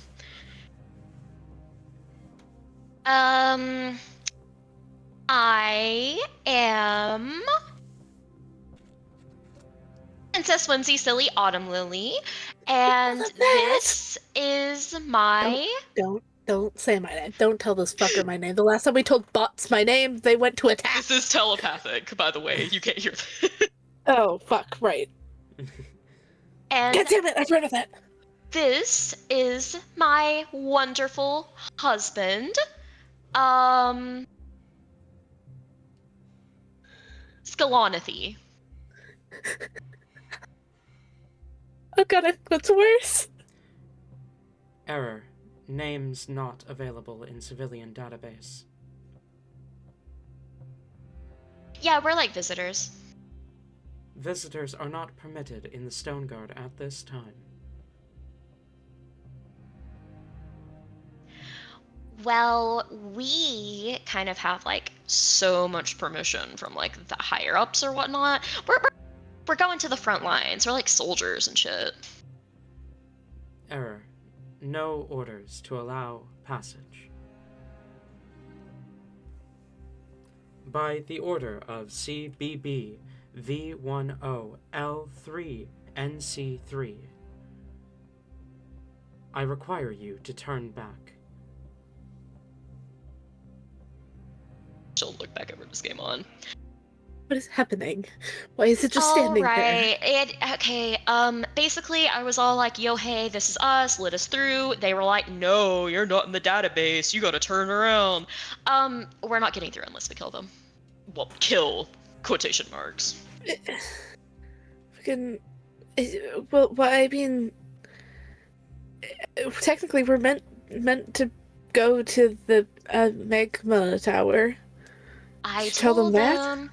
Dude, they're like rogue. They're like totally rogue. They're like those other ones, I can tell. I don't want to deal with this. Fuck. Okay.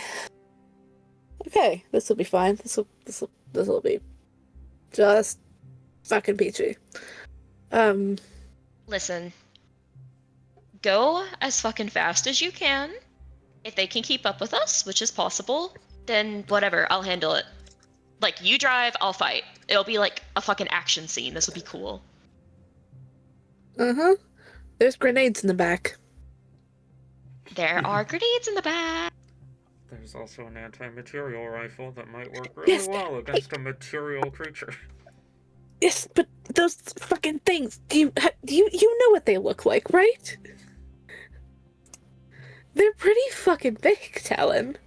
Mm-hmm. Okay, have you fucking watched, like, fucking High School of the Dead, where, like, there's that, like, girl with those gigantic boobs, and she uses it to stabilize the gun? I have not, but every time I think about Whimsy with access to military firearms, I think about that GIF that I used to have saved on Discord, like, 3 years ago, of an anime girl reaching between her tits and pulling out a massive fucking RPG. Yeah. Yo, Whimsy got you. You do mention the grenades, though, and, like, you can see her eyes light up. That's a good point. Yeah. Yep. I'll just be back there. I will go ahead and kill them. Step on it. Okay. He will start scrambling to the back. You're stepping He on waits it? for Whimsy. He waits for Whimsy to like get in the back. He goes, "Hold on," and then steps on it. Okay. It's just so that he doesn't go flying. Here's what I'm going to need you to do. I'm going to need you to roll an athletics check for the car. For the car. Great. The car has a +8 to athletics. Wonderful. He's slightly swerving, but also not really. Cool. That didn't... Okay. There we go. +8 is going to be 25. Definitely higher than this thing rolled. 1 second. Like, fuck. Can I also get both of you to roll initiative? No. Yep, Andy. How we about do not have a battle map for this one because I wouldn't be able to make a battle map big enough. Yeah. Yeah. So we shall be using the theater of the mind. Whoa. You know what's really funny is I almost said earlier that Skaaymon just goes around the city. Unfortunately, the only way to access the bridge is through the city. That sucks. I mean, it tracks. The bridge comes out of the city, but like... yeah.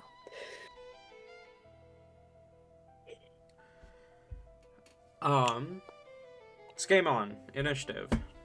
21. Whimsy. 22. Oh shit. Damn, okay. I almost rolled max on initiative. I didn't. I mean, I also kind of almost rolled max on initiative, but probably less so.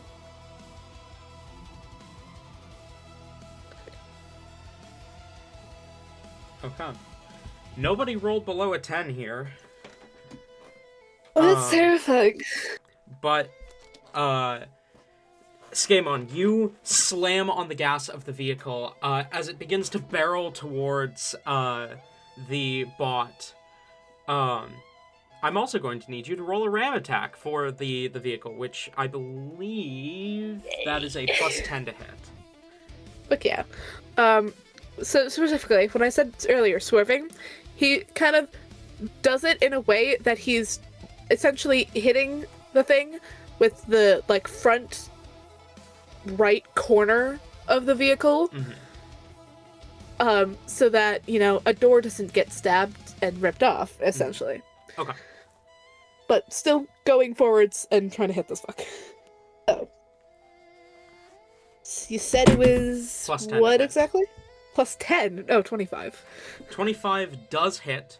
Damage is going to be 2d8 +5 bludgeoning. Okay.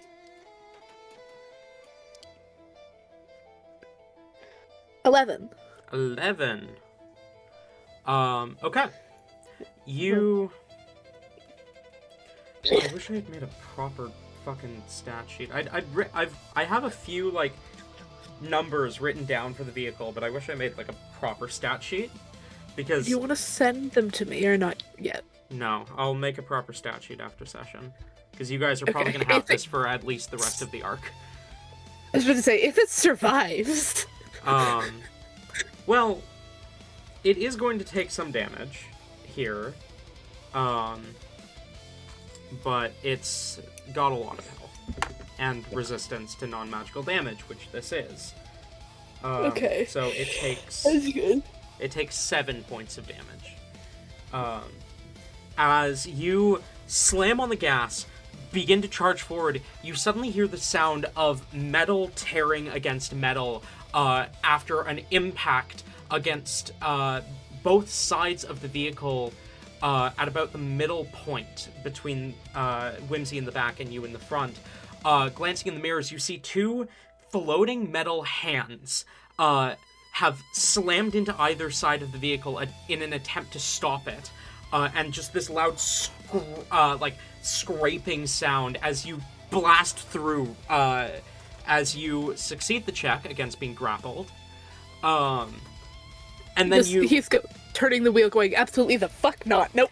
And then you slam into the bot as she kind of hurls into the side of the road into a building. You see the yellow glow of her eyes shift to red as you hear through, like, as you hear from the outside, Combat mode initiated.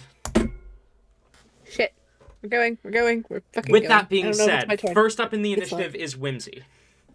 As Oh, you shit. see, do you have, like, the back door open so you can see out? Or are you, like, up on top? Like, where the gun is. I think that, like... trying to think of exactly how. Because I think both would be badass. Yeah. I don't know. Whimsy's confident enough. I think she would have just fucking opened the back door. Okay. So, looking out the back door, you can see, as the car continues to barrel down the road, sorry, this music, give me a sec. I'm picky. I hate how picky I am about this shit. You see two floating steel hands, both kind of making their way over to the bot. And the bot kind of pulling herself back to her feet from where she impacted against a concrete wall.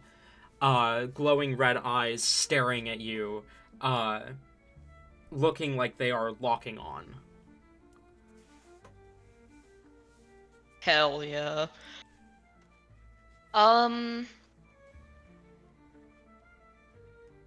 Whimsy really wants to throw one of these grenades. I mean, Try to do. there's a whole box of hand grenades if you want to. Yeah. Okay.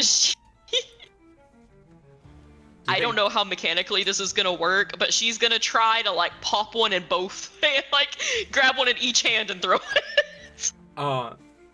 I would say, sure. Because mechanically, I'm kind of equating the hand grenades to dynamite. Since it's a similar function, not the exact same, obviously, but similar enough that mechanically we can call it the same thing. And in 5e, you can throw up to 10 sticks of dynamite at a time. I don't think you'd be able to throw 10 grenades at once, but you can definitely do 2. Yeah. She does succeed her save, but go ahead and roll me, give me a sec. Dynamite 5e. How much damage are these fucking things? Each stick is a, first one is 3d6. Each additional stick is 1d6. I think in order to balance the fact you can't do a bunch of stick, like a whole ton, I think I'll say 3d8 per grenade. So 6d8, and then she takes half damage because she saved. Hell yeah. That's what I'll call it. And your box of hand grenades has 2 less grenades now. I'm gonna say you start with 40, so you're down to 38. As you hurl these 2 hand grenades out, you see the bot quickly jumps back as they both explode in midair. Shrapnel kind of scratching against her. You see it tears part of the coat to reveal a metallic frame underneath. Definitely a bot. Those damn clankers. Those fucking clankers. This arc is the most anti-AI shit I've ever run. We love it. That is gonna be a good old even 30 damage. Okay. And then have 15? Indeed. Okay. 2 hand grenade explosions in the rearview mirror, Skaaymon, go off simultaneously as the bot kind of focuses in on Whimsy. You continue to barrel forward. Anything else, Whimsy? You still have a bonus action if you would like to do anything.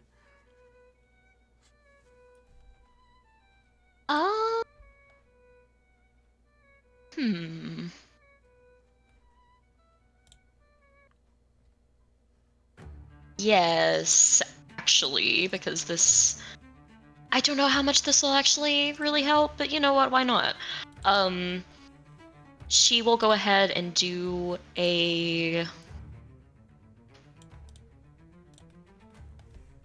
Okay, well, another quick question. Just within this moment, like, do I see, like, any more, you know, eyes going red, or do I only see this bot right now? You only see the one. Okay.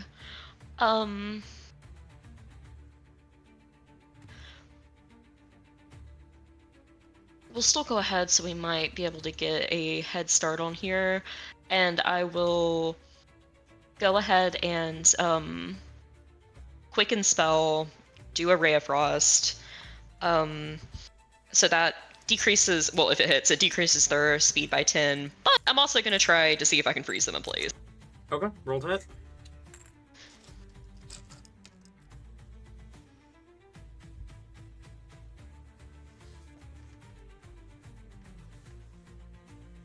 $23 to hit.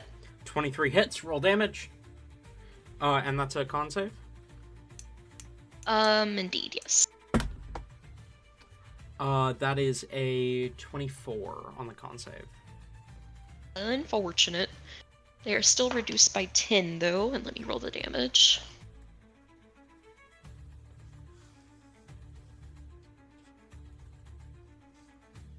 Uh, 22 cold damage. 22 points of cold damage. Alrighty. As you blast this bot with a ray of frosted energy, ice kind of clinging to its form, it continues to glare at you, getting ready to do something. You're not sure what. Is that the end of your turn? Yeah. As I might not be. I don't have the exact visual of this car, but is this almost like a thing where, like, a van, like at the back, it has like the two doors that open up, or is it just one door? Yeah. Okay. Yeah, it's the two doors that swing open. I think like she would have opened up like one of them and then like used the other one as like almost cover, like to kind of like duck behind that a little bit. Sounds good. Okay, that brings us to Skaaymon. You are driving. We're going. Your movement action is being used, assumedly, to drive. You could dash with your action if you wanted to. You could slam on the brakes to potentially hit anyone chasing behind you, though she hasn't started dashing after you yet. You would also risk throwing Whimsy out or like throwing Whimsy into the seat, throwing her off balance if you slam on the brakes. You could attempt to do some like attack or something from the driver's seat. What are you thinking?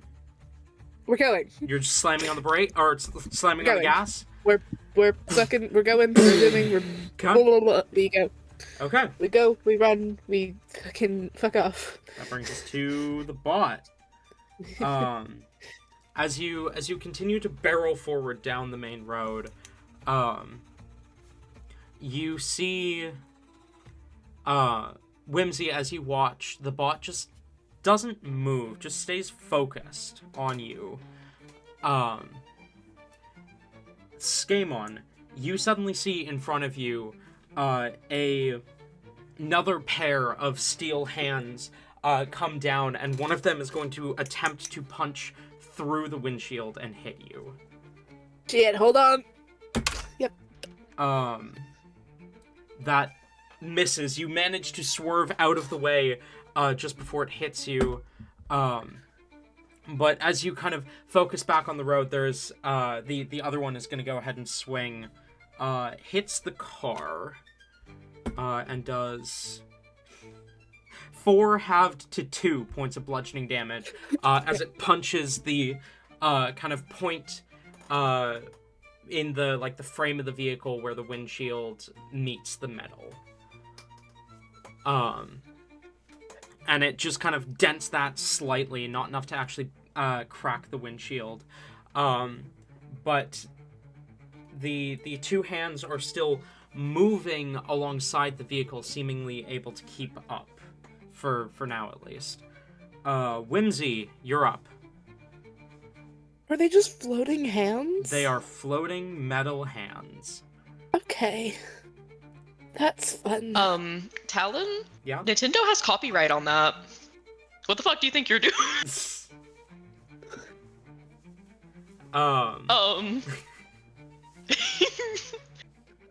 Let's see. Once again, I'm betrayed by the tone of, is that a joke or is that you being serious? Dude. You cannot copyright a concept like that. I'm very much joking. But his tone, Talon, I'm not good with tone. You should know this by now. I know.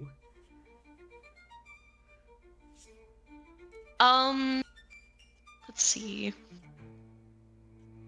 No, if I called them Master Hand, then it starts getting into copyright territory. But... What's that hand mastering? Besides, it's Nintendo. I wouldn't be surprised if they had tried. This thing is called CBV10L3NC3, not Master Hand. I would have fucking died if you had, like, spelled out master. I hadn't even thought of it. Anyways. I think she'll try to switch it up just a little bit and see if this completely fails for her. She's gonna try to heft up one of the anti-material rifles and, aim that baby toward the robot. You pull out the anti-material rifle, aiming towards the bot. Now, I do not imagine Whimsy is proficient with anti-material rifles. Oh, not at all. So roll a flat dex check.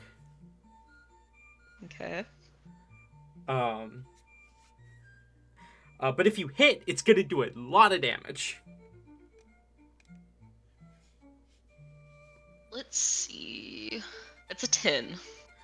A 10 unfortunately misses as you, between the truck, which swerves right as you're pulling the trigger to avoid the first of the two hands that came at Skaaymon, and the fact that you have no idea how this thing works properly, you fire, and the shot flies past the bot and shatters a portion of the kind of concrete wall behind it, as just dust kind of scatters, and you see part of that wall begin to kind of crumble.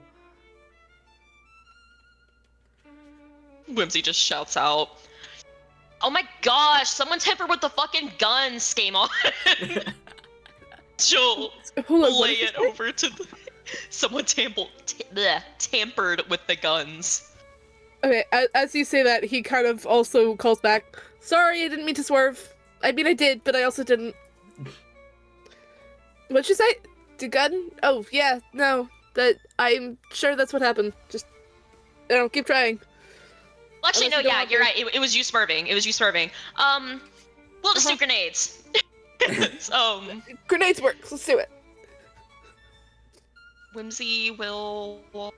that is her turn, but she's reaching for those grenades next round. Fair enough. Skaaymon, you're up. Are you still just slamming on it?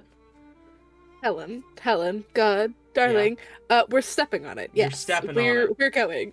We're fucking getting out of here. We're going as far as we possibly can. Okay.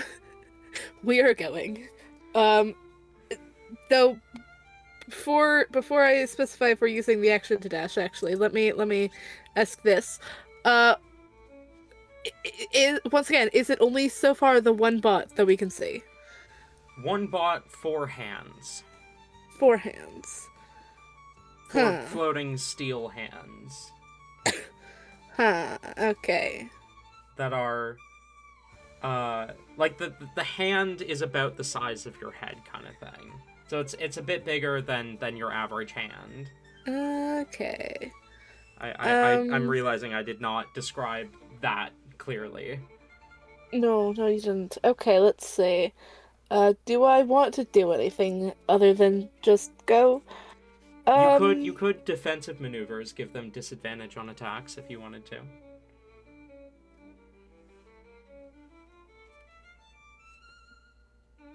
Though the vehicle's not too damaged right now. So Yeah, no, we're just gonna fucking dash. We're gonna step on it. We're just going. okay. We're getting the fuck out of here as soon as fucking possible. That is what we are doing. Whimsy, you would How see. big is this fucking city?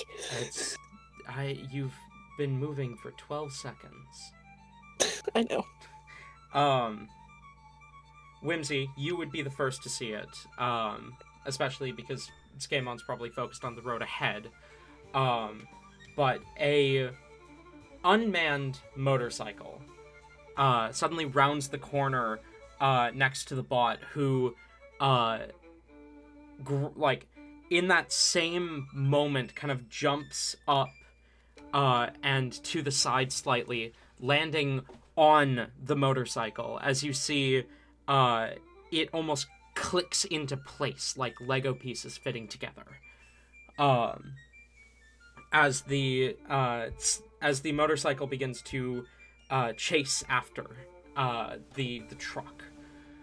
Oh damn. She is going to use her action to dash as the bike charges up and kind of past you, Whimsy, up to the side next to the car. As you see the two floating steel hands that had been kind of fallen back to her are able to keep pace with her as she kind of catches up to the vehicle. That brings us to Whimsy.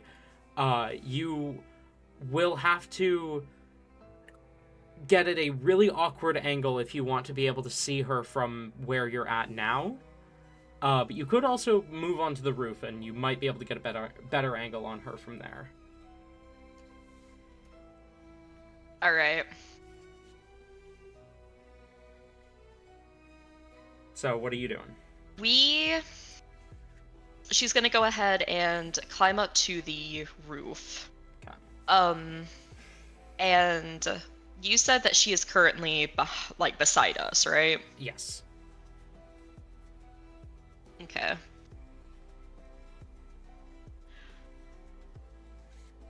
She is going to...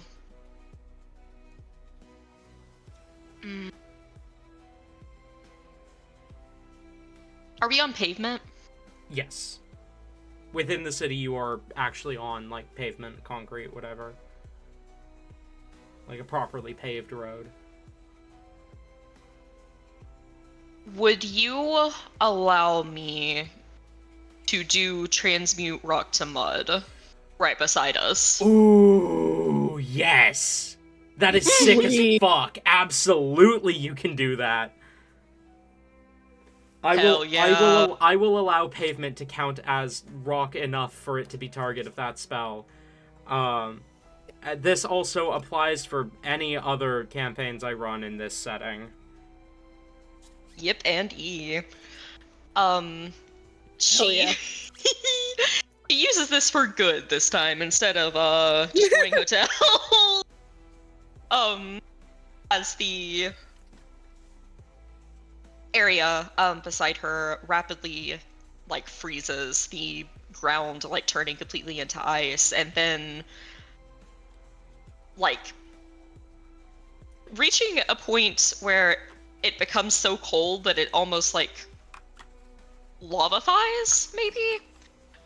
Well, actually, I could see it as it freezes and then heats up and I don't know, some sort of chemical reaction happens to where it fucking disintegrates this pavement, completely putting it into mush. And she just yells out to them, "Dude, you're stealing Skaaymon's bit, you fucking bitch!" Give me a second. He kind of close back. Bit? What? Hello? What? What bit? What am I doing? What? As you call that out, you notice in your right mirror, the motorcycle right up next to you, followed by. Give me. Twitchy goes, "Oh fuck yeah!"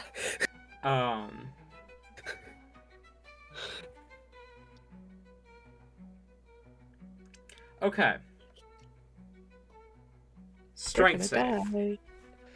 That's what has to happen here. Whimsy, what is your DC? 18. That is a 24. So, she's not restrained, but it is still quartered movement to move through the mud. Hell yeah. Does that count for us too? We're just the No. bike. Whimsy specifically, Tori specifically wanted to target it beside where you were going, not Okay. so that it would hit the bike but not you. Am I correct on that? Mm-hmm. Yeah. Okay. So you suddenly blast past the bike, which is now not completely stuck in the mud, but is caught in the mud. He kind of like looks at me and goes, "Oh, I mean, now you're making me homesick. Fuck you." I mean, you don't technically blast past it quite yet. That would be on Skaymon's turn. So, like, if Skaymon wanted to, like, slam on the brakes and stop there, he could, but I don't imagine he's going to. Anything else, Whimsy? He wants to steal the bike, but I don't think he can. Whimsy, did you roll to see if you surge? Oh yeah, that is a good point. Let me see if I natural one. Yeah, I doubt you surge here, I do not. but it's worth rolling Yeah. for. Okay, is that the end of your turn?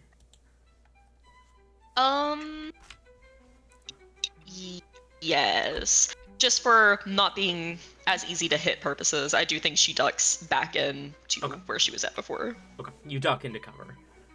Mhm. Okay, Skaymon, do you blast past them? How badly does he want the bike? No, he's gonna keep fucking going. He's not gonna risk it. Okay. He just keeps going. You race past the bike. As you do, He kind of calls back to Whimsy. That was a good trick, Whim. Just keep it up. As he does. You can always count on me, Skaaymon. That's your turn to just slam on the gas or continue slamming on the gas. Foot to the floor. Yeah. Okay. There's nothing else yet, is there? Are there more hands that that he can see ahead of him that he needs to avoid? Not currently, no. Not currently. Then no, he fucking steps on it. He goes. Okay. As you continue to go, that brings us to V10L3NC3's turn. As you see ahead of you, coming from one of the side roads, a large torso, much larger than a normal humanoid-sized torso, with a face that is kind of cute if it wasn't also pointing what seemed to be two missile launchers from its shoulders at you. He Boy. just looks at that and goes, "What the fuck?" And like a higher pitched voice than Whimsy's ever heard. The torso is floating, and you do notice that where the right below where the rib cage would be if this were a humanoid creature, there is a slot almost that looks like it's perfectly fit to the kind of head and shoulder area of the bot that you just blasted past. Almost as though these two bits connect. Where the shoulders of this torso are, you see three sockets on either side that look the exact size of the floating steel arms that you've seen. That is going to be 2 missile attacks from the torso. And 1 hits, 1 misses. As you manage to swerve out of the way of one, but the other slams directly into the truck and deals 19 points of force damage. As your vision is temporarily blocked by fire and smoke as the missile makes contact, but the bulletproof glass mostly holds up. There's a small crack in it, but it doesn't shatter. The torso is ahead of you, and it looks like if you continue going at the pace you're going, in the direction you're going, you will slam into it. You will likely ram it. Whimsy, you're up.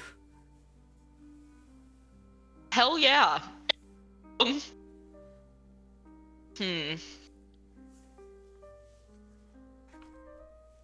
definitely think that she pokes her head back up, feeling that to try to see what the hell happened.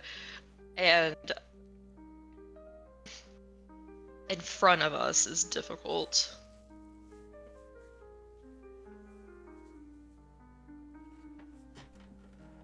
Difficult indeed.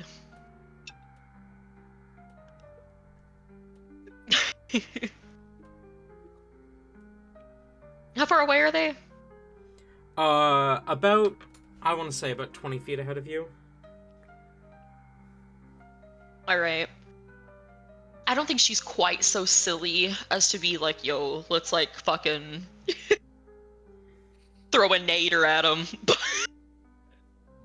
Like in front of where we're at. So I think instead she will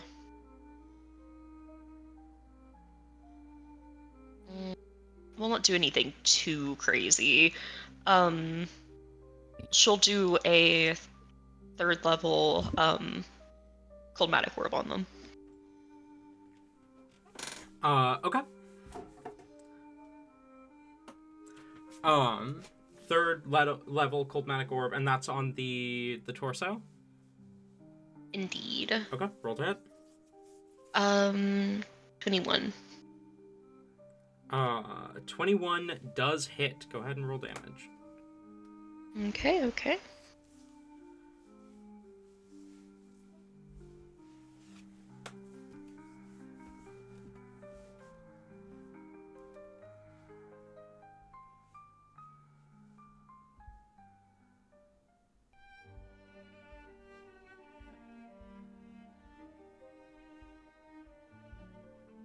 That's gonna be 35 cold damage. Okay. Are you trying to petrify this thing?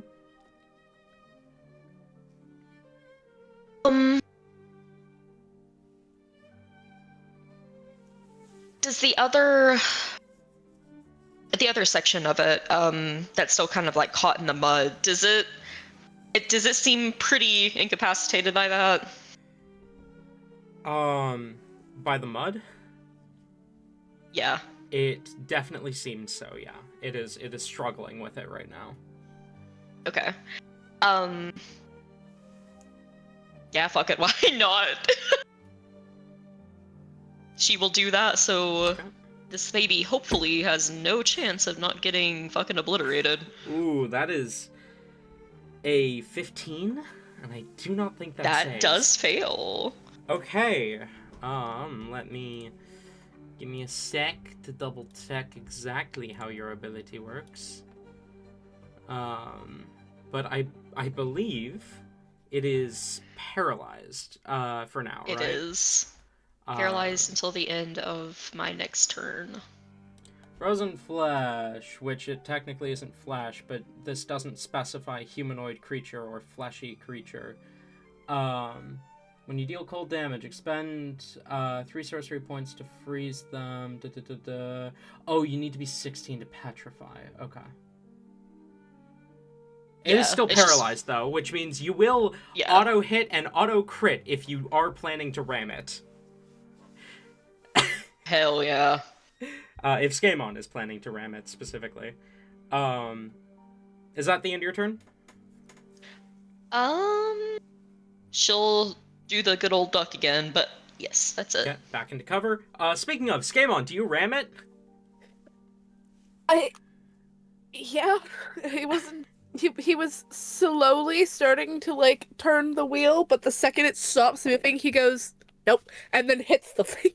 Okay. He's like, if it's gonna stay put, then we're gonna hit it. So you definitely hit. Go ahead and roll 2d8 plus 21 because you get the auto crit. Great. Wonderful. We love this. Oh my god. Wow. Okay, so 21, 23, 26. 26 points of damage. Yeah. I You rolled rolled a terribly 5 on that. 2d8. I got a 2 and a 3. Oh, that's rough. The last time I rolled, I got a 3 and a 3. So You barrel they love into me.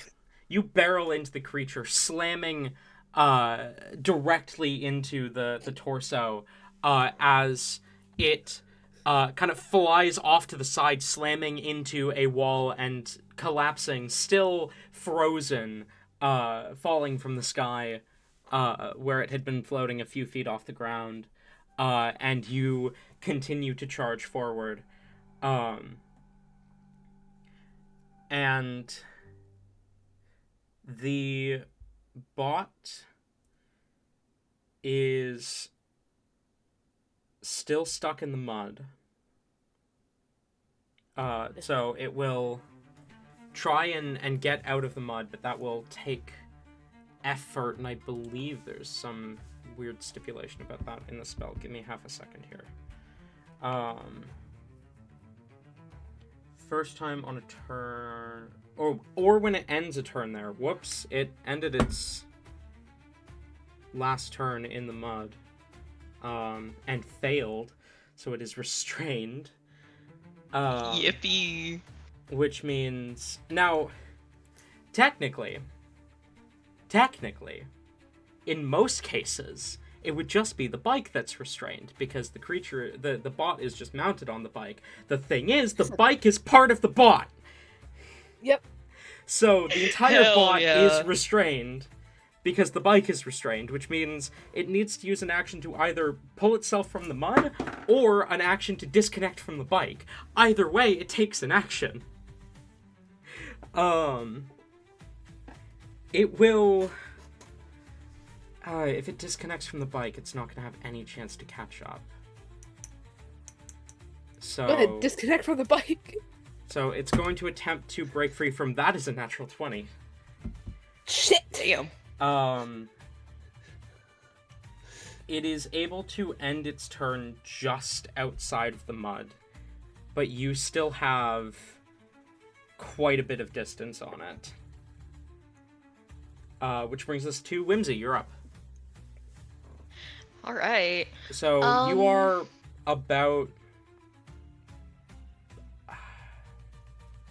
probably about 120 feet from the bot on the bike at this point.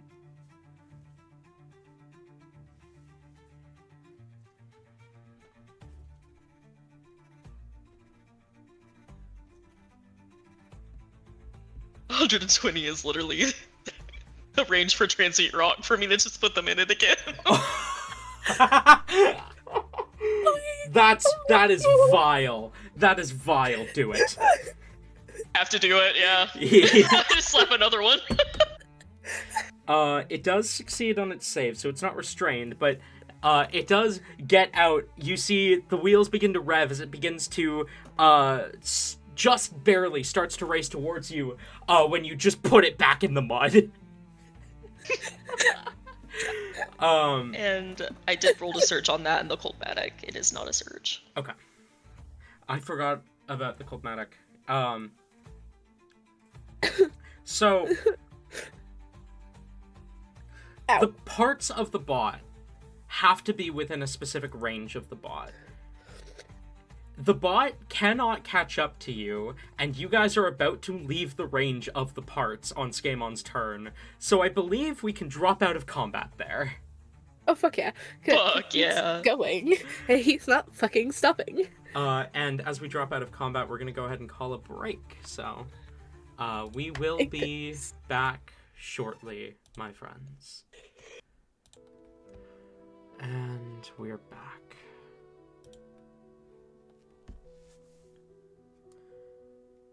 As you leave the bot behind you, moving quickly towards the exit of the city and the bridge up ahead. What do you do?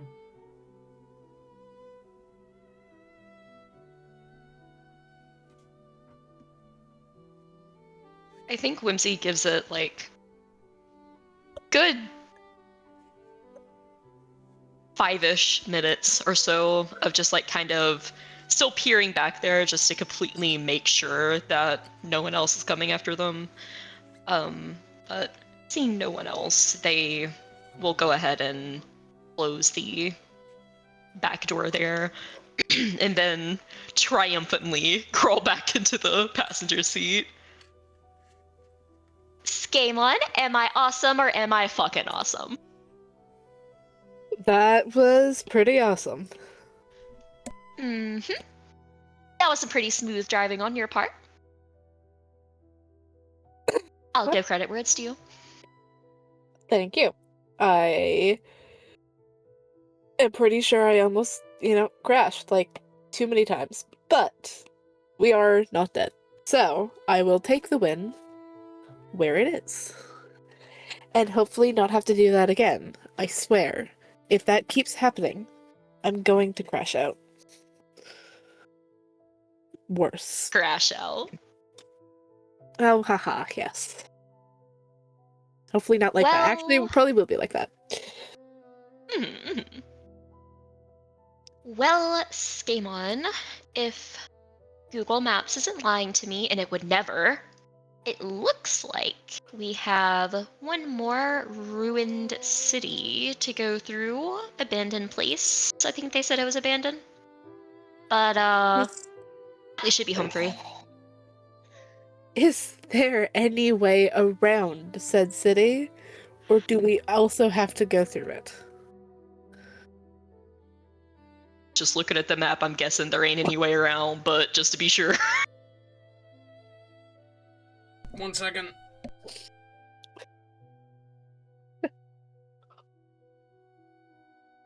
Jesus Christ, that thing is loud. I got a fidget thing for Christmas I was gonna fidget with, and then it was incredibly loud, and I am so glad I was muted. Oh, damn. Yeah, no, there is no way around the tungsten shield. Okay. Unless this thing can, like, ride on lava, I don't think we're getting around it. Great. Okay. Well, mentally prepare for a potential round 2. But other than that, hopefully, this all goes just swimmingly and not in lava. I don't know, Skaaymon, that was pretty fun. We should probably, like, do the whole assess the damage thing or whatever whenever we have a moment, though. Whatever that was that hit, like, pretty fucking hard. Yeah, we'll do that once we get over the bridge. I don't want that thing catching up. Until then, speaking of assessing damages, did you get hurt at all? Did you hit anything? Did you stumble at all? Are you okay? I am A-okay. Not even a single scrap. Wonderful. All right. You don't have, like, a concussion or anything, do you? I don't think so. Well, the concussion wouldn't think they would. I didn't get hit by anything, so I should be fine. The only thing that actually, hurt today, not today, never mind. That was yesterday. My arm still hurts a little bit from when you bit me, but, I didn't hit anything today, so we're fine.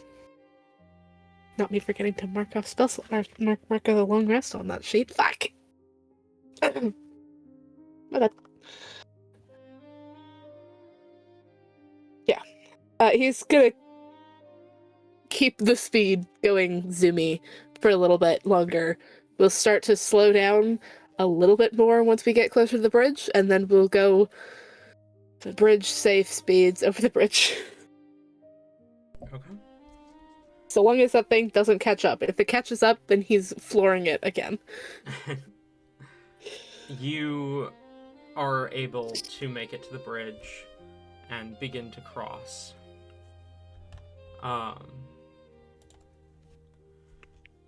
With seemingly no problems as you begin to cross the bridge. You see, I don't like that word you just used. What word? Seemingly. You seem to be fine. So I wouldn't worry about it.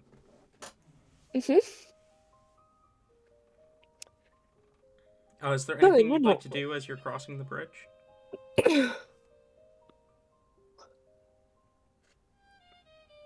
Skimmon's gonna keep an eye out for anything and everything. Whimsy Roll will perception. periodically as well, but she's also still texting Telly as much as she possibly can. You don't have to say anything in particular, but just like basically, she has a free moment. She's messaging Telly. Okay. Fair enough.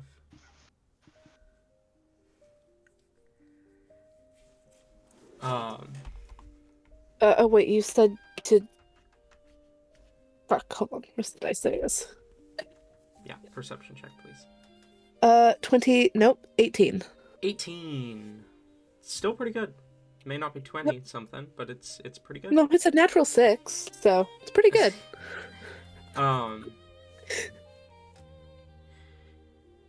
You are prepared for whatever you might encounter. And you definitely slow as you see what appears to be a military blockade at the end of the bridge. And you notice the military blockade. There is a couple, like, drones kind of circling around it. And standing, currently with their back turned to you, is what looks to be another bot. Not the same kind of bot that you've faced. They look a lot more human, save for the fact that they appear to be... Their feet seem to end in, like, ice skates, almost, instead of normal feet. And you see a symbol of a campfire on emblazoned on their shoulder.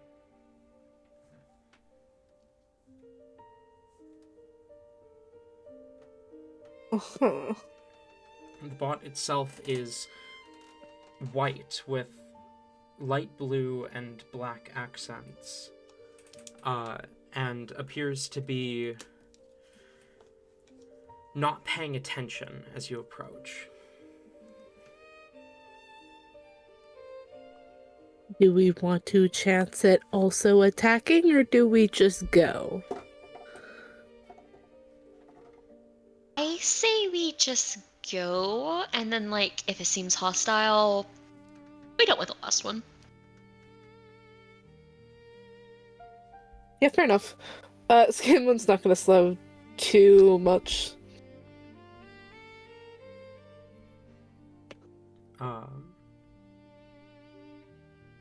Okay.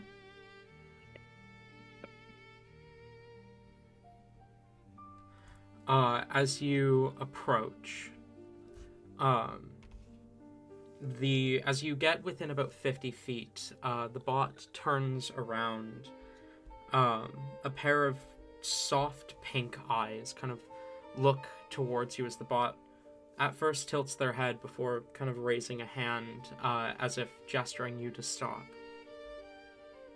You do not see any obvious weapons on this bot.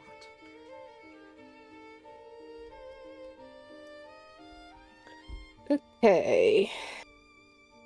Here we go again. And Skaaymon will slow down and come to a stop.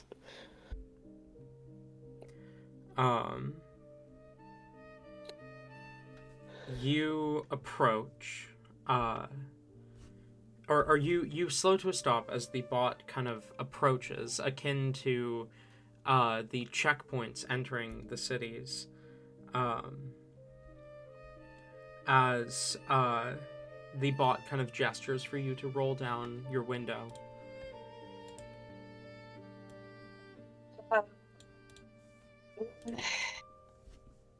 That's yeah, okay. He does by like a very small bit.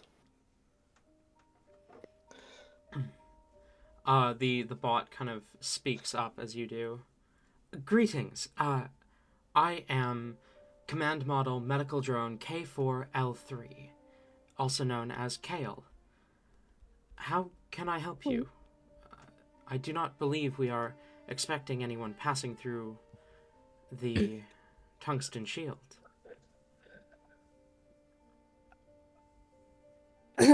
I do not know if you would have been told, because I don't know if they'd realize you are still in peace or still intact. We are meant to be going to the Magma Tower, and we weren't informed that there were some bots. Nope. He wouldn't say that. Some of you on the way. So. I apologize. A plague has raked the tungsten shield, and we cannot allow you to pass through, for the risk of yourself and the residents. Huh? How abandoned is her? Well, no, we're not near. How near are we? I mean, the bridge leads into the gate of the city. Okay. Yeah, so because this stop is happening at the end of the bridge, it's essentially happening right at the gate. Kind of looking past the gate, the city is definitely in disrepair. The lights are out. You don't see any movement. You see some buildings are crumbling almost.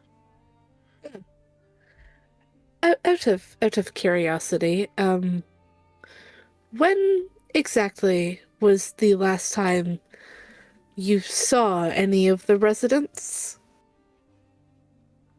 outside and breathing?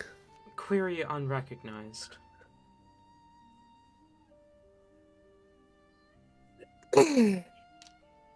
Oh boy.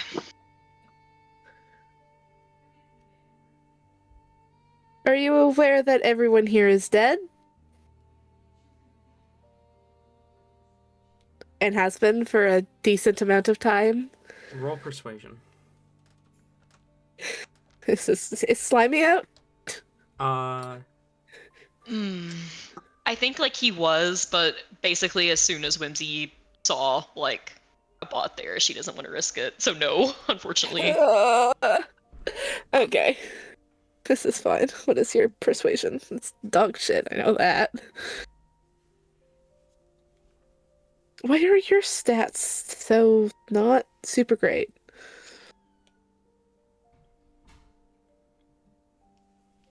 Okay. Persuasion is at the top. 6.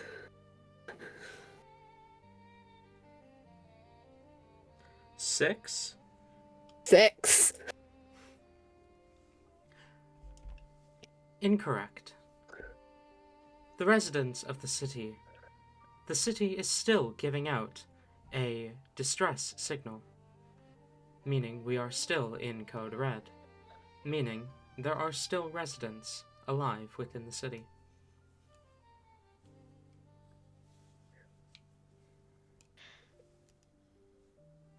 Listen, you said that you were like a medic bot, right? If they're actually suffering from a plague and have been sending out like a code red for like a really long time, maybe you want to go help them?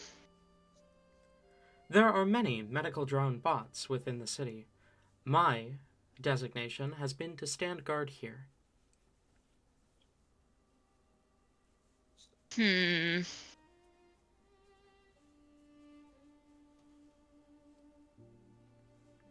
Do you, Okay, well, Fortunate. do you consent to a scan of your physical condition?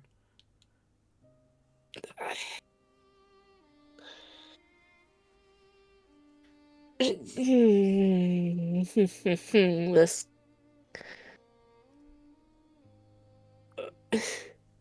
Whimsy just messages Skaaymon. I mean, let's just. If we like gas it right now, like, what is he gonna do? Skate after us? And then we can just like, destroy like the thing, whatever. I don't see why we're still here, basically. Everyone in that city's dead. We all know it.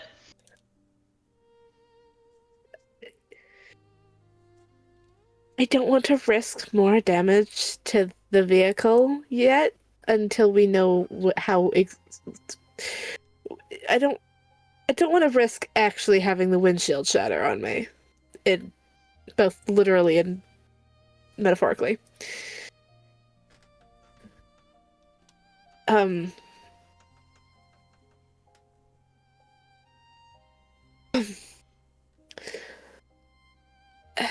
Skaaymon will respond to the bot now. No. Thank you very much.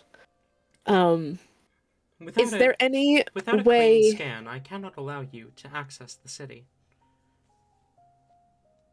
They really should have built, like, a side road so that you could go around the city, because holy shit, this is not great. A side road would cause too many security risks. Uh-huh. In a city that the rest of the entire plane knows is called ruins or abandoned. But don't.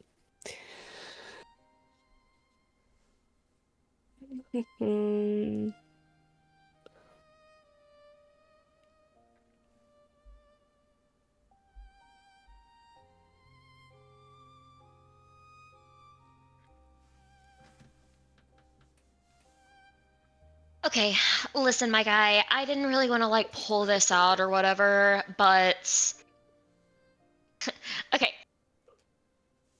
You might not have been programmed to understand, but like, do you know who I am? No.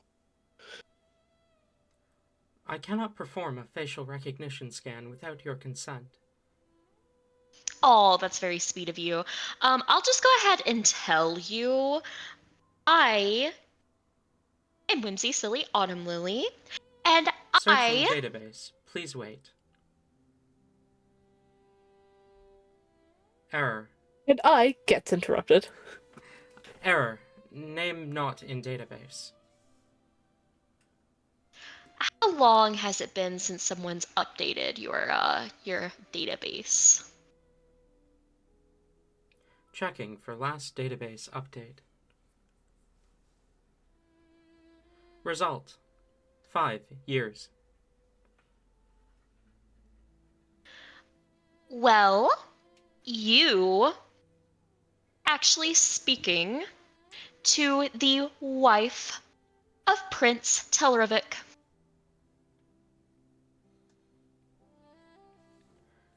I am the princess of this realm, and you will allow me to go through. Sorry, I didn't want to pull rank, but we got married 4 years ago. Error. 4 years ago, Prince Botsvar Telravik Azar IV would have been under the age of requirement to marry.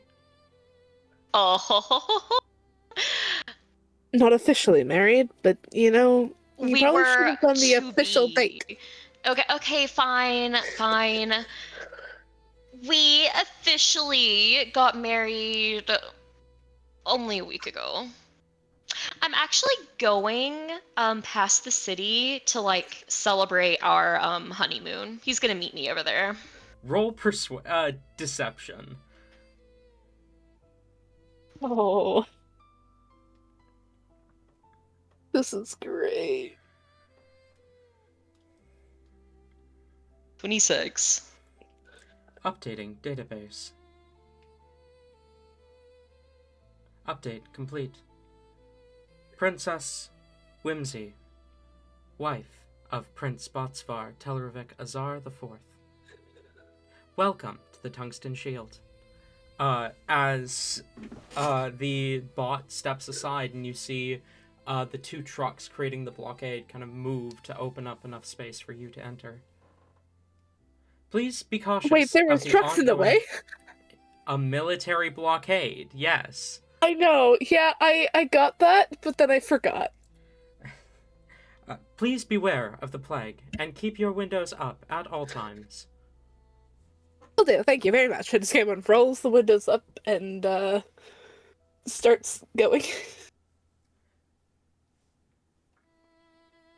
You know, like, the fucking, like, British royal family, like that princess wave, like they do out of, like, a car. Fucking please tell me you know what I'm talking about. I know exactly what you're talking about. Yeah, she does that! Oh boy. Cool, yeah. Skaaymon goes through the fucking ghost town. You move beyond the gate into, indeed, a ghost town. This music is so intense all of a sudden.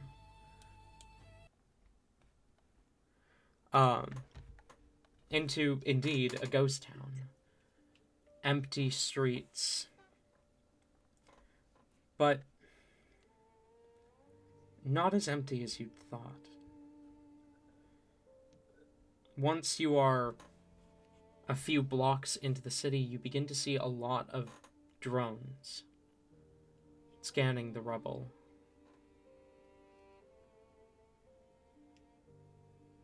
Small floating boxes of black steel move through the abandoned streets. This city in much more ruin than the last. This fortress. You even see bits of armor and fallen weapons.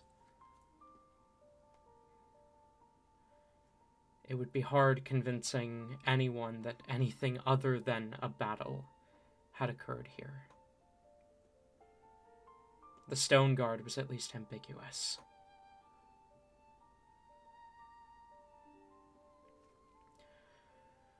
Clear signs of battle scar the ruins around you as these bots move to and fro, scanning and searching for you're not sure what. But whatever they're looking for, they're not going to find it. You're sure of that much. As you continue to drive along, one of the bots scans your vehicle. One of the drones scans your vehicle and will kind of stop directly beside your vehicle, keeping pace as you hear a faintly robotic voice. Life signs detected.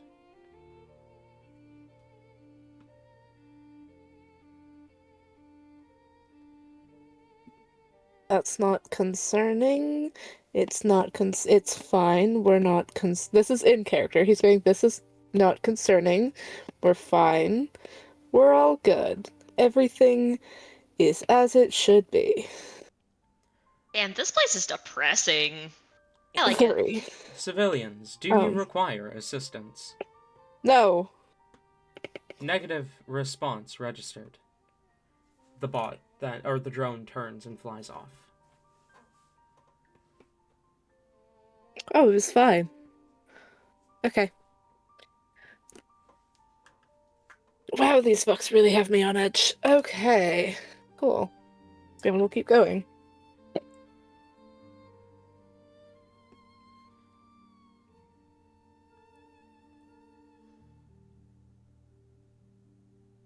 You keep your eyes peeled, looking out for any threat.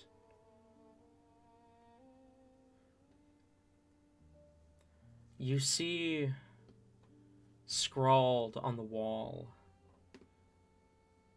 in red paint. You're sure it's paint.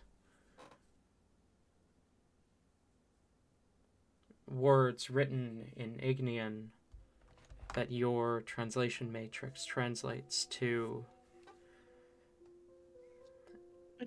We don't have the translation matrices anymore, but we did have the thing from Sally. Yes. That translate, regardless, to "'Tis but a dream within a dream." As you look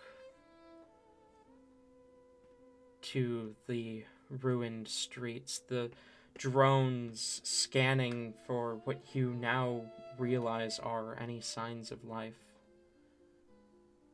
waiting for orders that will never come.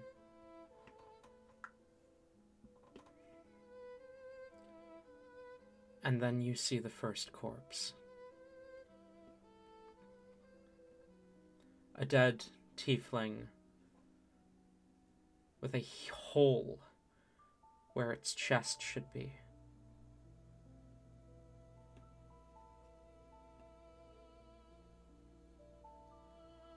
Its eyes rotting, its skin sagging off its bones. It's been dead for a while.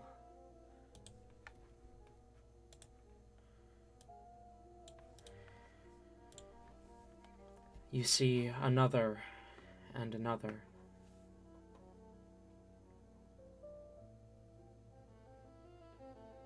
And then you notice ahead of you, maybe 30 feet, two corpses. A stone, pure stone spear, both handle and point, piercing through their chests, binding them together.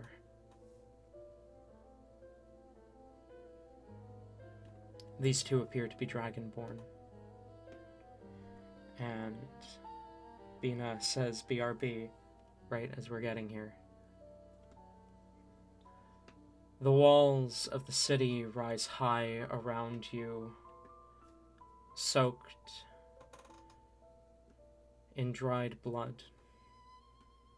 Mud from fallen earth elementals cake various points of the street. Scorch marks mark the walls and the roads. Abandoned vehicles that lay burning or burned. Signs of weaponry left behind, metal laying about, some of it recognizable as weapons or armor. You see some airburst rifles, various types of airburst guns scattered about. And others, blades, bludgeoning weapons.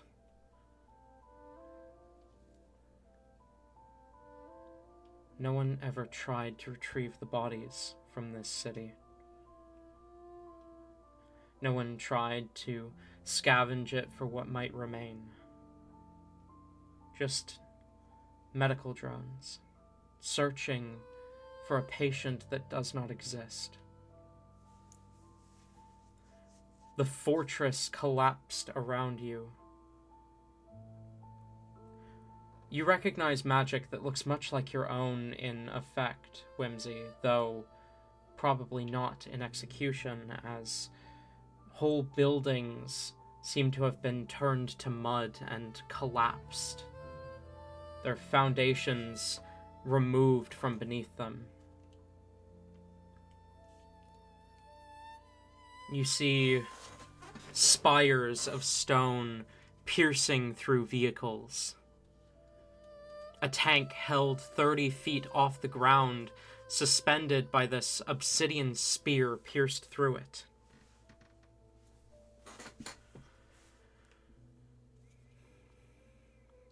You can only imagine the battle that took place here.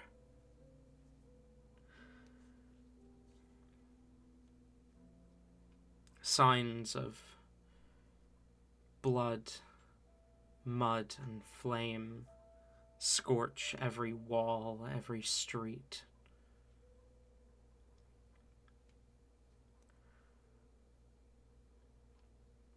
Corpses scattered about. Tieflings, dragonborns. Even the charred bodies of elves and humans and dwarves.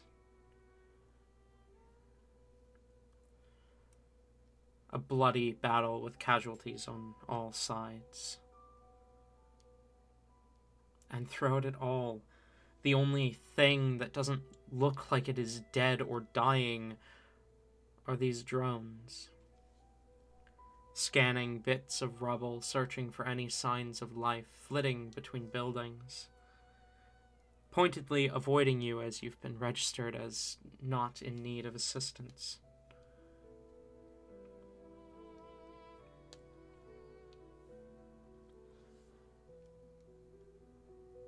The stone weapons of the elemental plane of earth, the airburst rifles of the elemental plane of fire, steel blades and obsidian spears.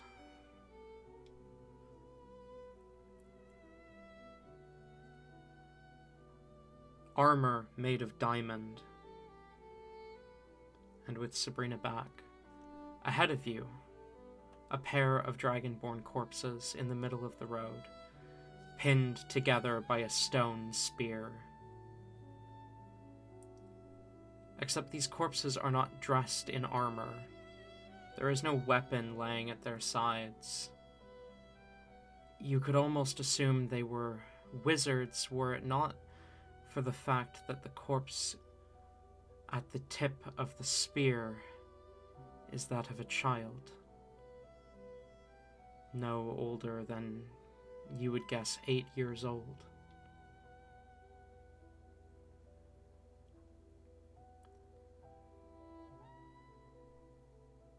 Do you roll past them? He takes like a shaky breath, but he doesn't stop.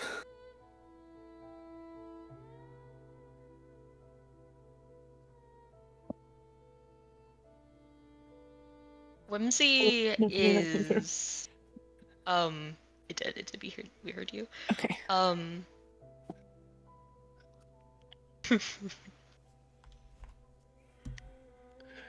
Everything within me wants to be like, oh man, this is so emotional.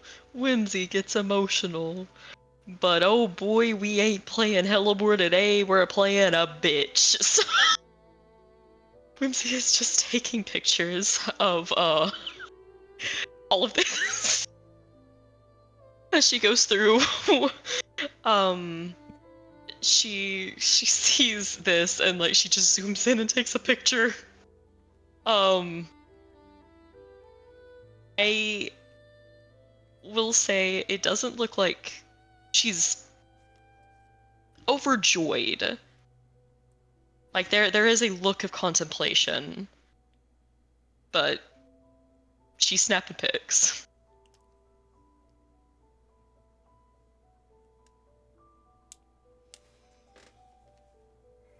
Yeah, no, he's unless she's telling him to stop for a good reason, he's just gonna continue on. Okay. You continue to move through the ruins of the city.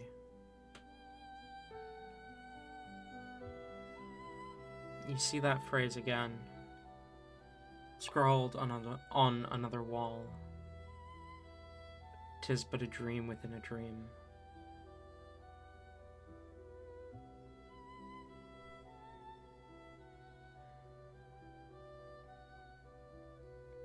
You're not sure what it means. Not really. But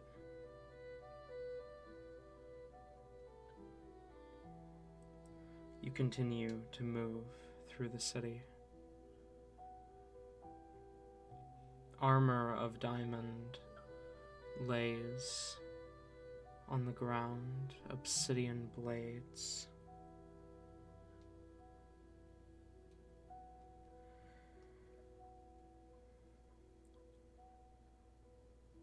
Medical drones scanning for signs of life that don't exist.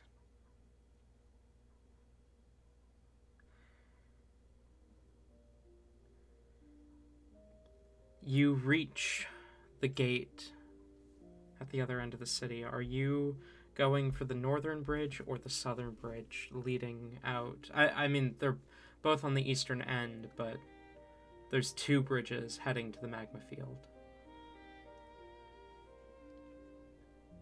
Which one do you think Google Maps practiced toward? That's true. I think it would lead you to the northern bridge. Alright. That is the way she'll direct Skaaymon then. Alright. I was just tempted to have him go out and grab one of the fucking obsidian blades, because those sound cool. But he's not gonna risk it, so he's gonna continue on. Okay. And he'll Literally grab a bridge. Any other time I would have had like Whimsy get out, but like Plague was Not- mentioned. He's not risking that shit. mm-hmm. It's probably been multiple years since everyone else has died out, and so it's probably fine, but he's not risking it. He's also not risking getting out and then having all the drones go, no, bad idea. And then doing something. So, yeah. He stays within. And will go north. Okay. You leave through the gate. The ruined city behind you. That phrase seems to echo in your mind. "'Tis but a dream within a dream." But you leave the city, you meet no resistance on the other end, and begin to move towards the magma fields. The tower in the distance growing closer, stretching high beyond the skyline. You can't even see the top.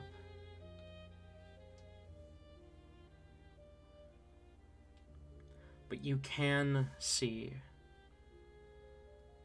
the massive wall of magma not far ahead of the tower. It almost reminds you of the mist wall between the plane of water and the plane of air. But this looks much, much harder to walk through.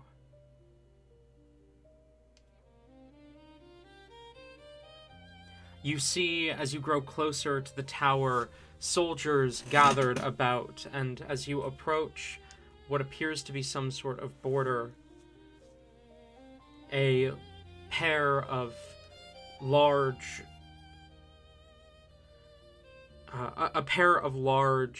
men approach the vehicle,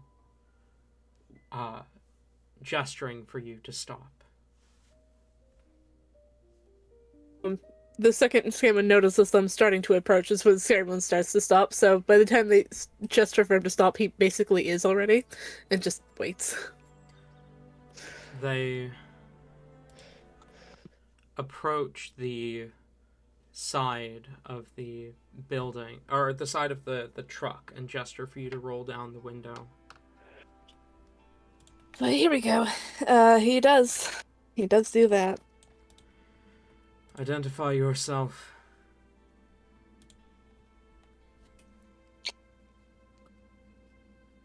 Now, how much of our names did we tell these guys? Did we tell them?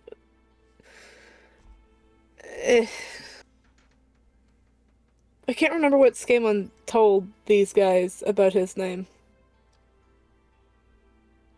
He's gonna use his first and last name, and to identify himself, and then we'll like lean back and gesture for Whimsy to do the same. She will give her full title. Princess Whimsy Silly Autumn Lily.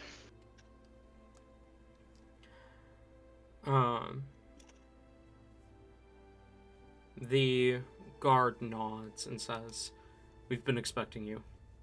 Head to the tower."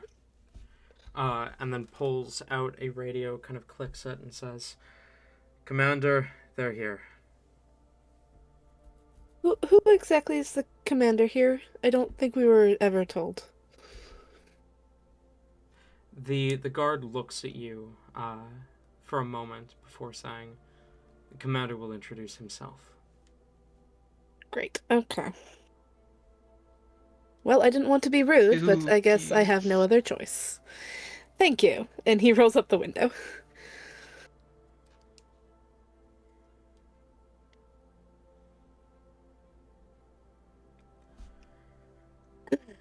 Are we being, like, pointed in the right direction, or do we just kind of have to drive around and hope that we don't Well, the hit someone? tower... The tower I know. Is there, like, a specific spot they want us to go, or is it just go to the tower? They just gestured you towards the tower. Okay, we go to the tower, then.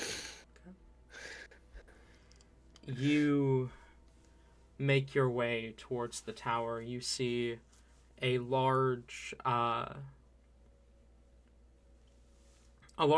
of parking lot outside with a collection of various military vehicles, most of which you've seen before, but some look very different in design, very blocky, made of different metals than anything you've seen coming through this plane.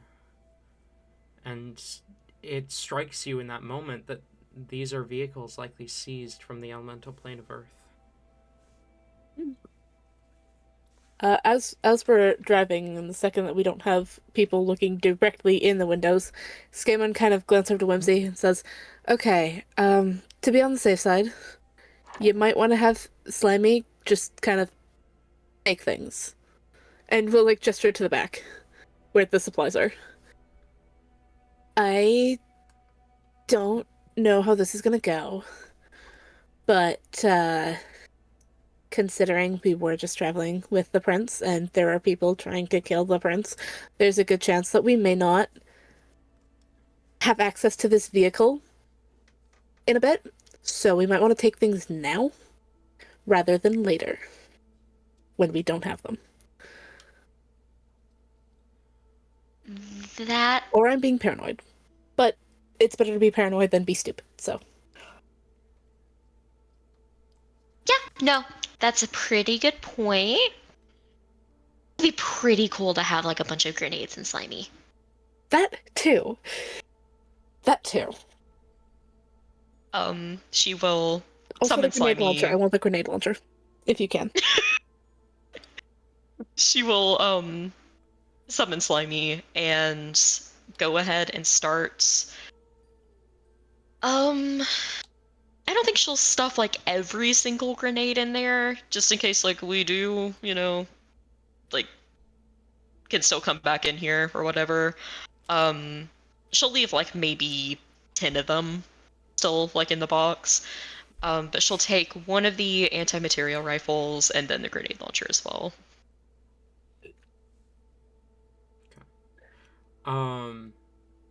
I'm pretty sure there was only one anti-material rifle. Did I say there was more than one? No, there was the anti-material rifle, there was a grenade launcher. And then a number of normal ballistics. Yeah. So 1 anti-material rifle, 1 grenade launcher, 40 grenades. You're leaving 10 behind and you've used 2, so you would be taking 18? No, 28. And a number of assorted standard ballistics.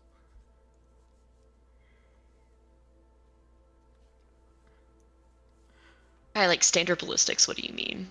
Like assault rifles, shotguns, that kind of stuff. That makes sense. Handguns. Yeah. She'll ask Skaaymon if he wants any of them. Skaaymon will most likely go for the handguns and the ammo, because Okay. those seem a little bit easier to manage than some of the other things. Fair enough.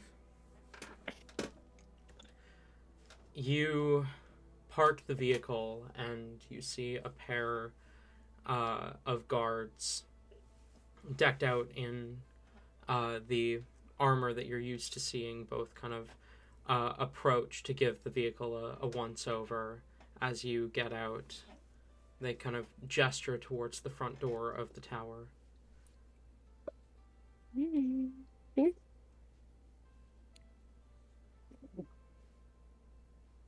No. Do they look like they want to kill us? They do not appear currently aggressive. Okay.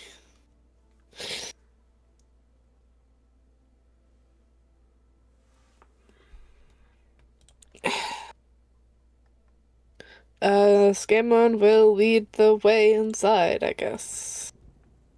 Okay. He's keeping his eyes out for any signs of someone about to jump them. Roll perception. Woo. Whimsy will keep an eye out as well. She's also 27. immediately desummoning Slimy as soon as she can. Okay, you desummon Slimy. That was a 27, Skaaymon? Yes. Okay. Whimsy, roll perception as well. 14. Okay. You both keep your eyes peeled as you enter through the front door of the tower. You see a what appears to be a half-elven man kind of gives you a bit of a cautious smile as you enter, and says, take the elevator to the 25th floor. The commander will be waiting for you there. Will do.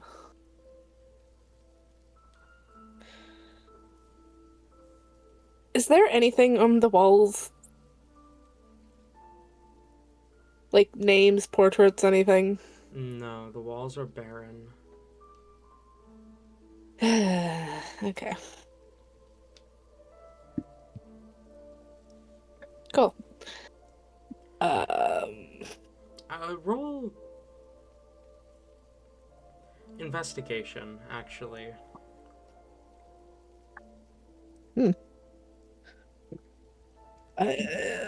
Double checking what the bonus is, but if I'm right, that'll be... Yeah, I'm right. 14. The walls are completely barren.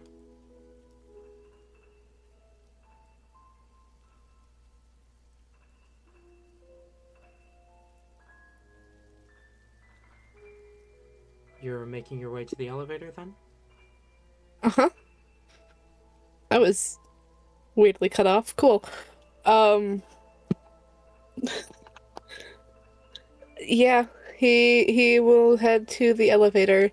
But before actually hitting a button, are there stairs nearby? You're one of the most cautious motherfucker. He's looking for the escape route. He's going up the elevator. He just wants to know where the fuck the stairs are. There is a set of stairs just a little bit off to the right of the elevator. Okay.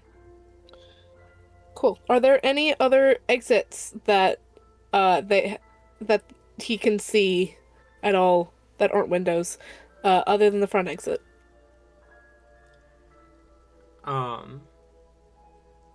Windows? Other than windows. Sorry, can you repeat the question? Are there any, like, side exits or emergency exits? You can't tell from here. The tower isn't, like, incredibly thin. It's kind of like an office building, but circular. Okay. Alright. Well, we will go into the elevator, and we were told 25, I think, or 26. 25. 25. Alright. We will hit the button, and we'll go up. Okay.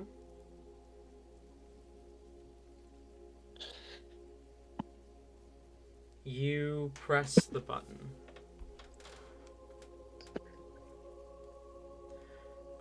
You ride the elevator up as you kind of glance throughout. Is there anything you two do as you ride the elevator up?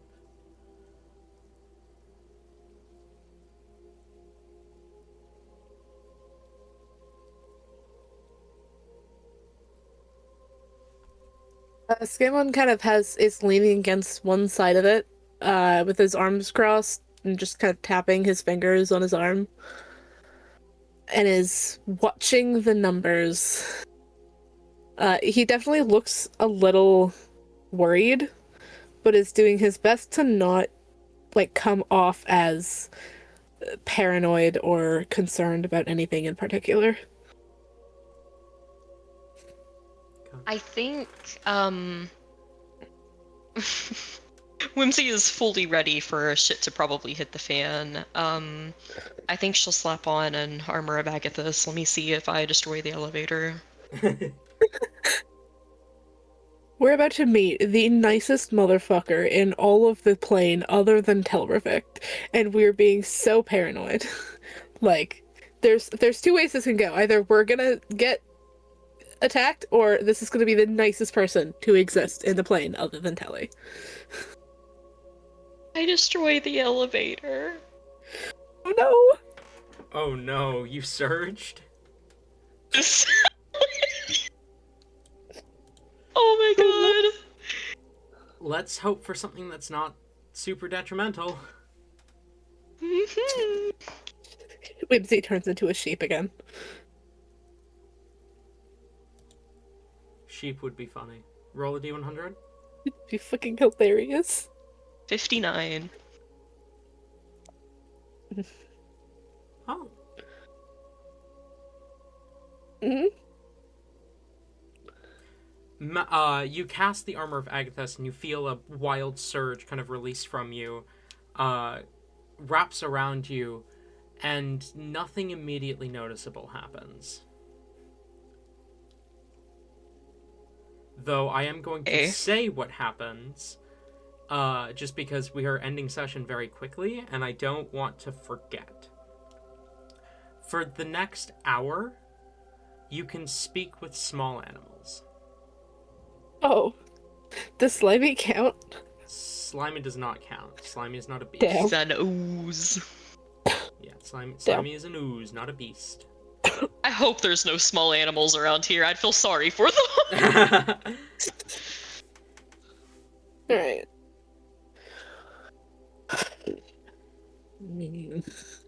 Can I Okay, have Skaaymon will wait. a perception check from both of you?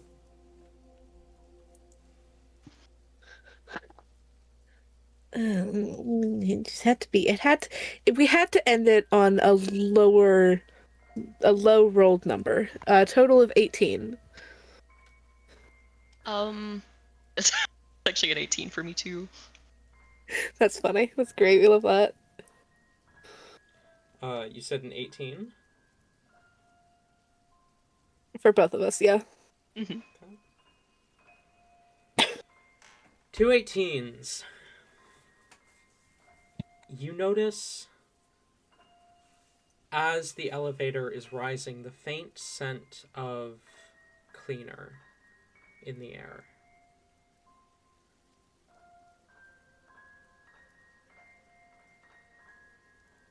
Oh no. As you watch the numbers tick up higher and higher, 13, 14, 15, 16.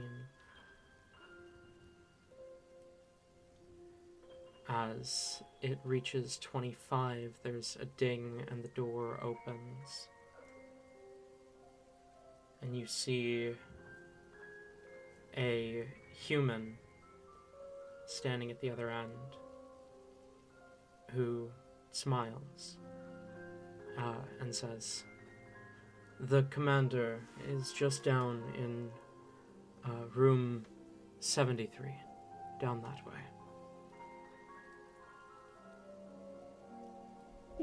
Wonderful. Skaaymon will reach his hand out to Whimsy. Offer it. She will gladly take it. And then as they walk, once they're not in direct earshot with hopefully anyone, he kind of leans down to her and says, "How fast would it be for you to put Slimy's crown on if things were to go wrong?"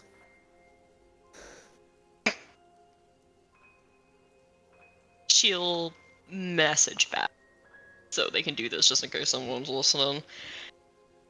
I mean, I'd have to like summon him and then take the crown off and then put it on me, but he also gets big during that. So like summon, take off, put on, desummon him. Not super long, but also not something that I want to do as shit hits the fan. That's true. Okay, never mind. Let's hope it doesn't come to that. And he will deep breath and pull himself together and walk up to whatever door they need to go to. You approach door 73 as you see it looks like some sort of nameplate has been torn off it. Oh, joy. Oh boy. Is it who I think it is? Do you open the door? Skaaymon knocks on the door. You knock as a voice speaks up. "Come in." Is it a voice we recognize at all? It is not a voice you recognize. Alright. Skaaymon will squeeze Whimsy's hand and will open the door. You open the door as you see sat behind a desk. The desk has a little nameplate, like one of those portable ones sitting on it, that says Commander Dynas. The man behind the desk appears to be human, though almost has a sort of angelic glow to him. Short white hair doesn't even reach his shoulders. He looks at you with golden eyes, dressed in white and gold. As he smiles and says, "I do hope you'll forgive the deception, but I believe we can help one another." As you realize the emblem on his shoulder is not that of the plane of fire, but a symbol that, at the very least, Skaaymon recognizes, but almost certainly Whimsy does too, as the symbol of Krayshalis, god of earth and creation. And above the head of this commander, you also both see a mark. One that you have not seen before but understand intrinsically. As above the head of this man, you see a symbol that to you encompasses entirely the concept of devastation. And that is where we're going to end tonight's session. Thank you all for listening to my tale, and thank you to those who participate in it. And I look forward to seeing you next time. Goodbye for now.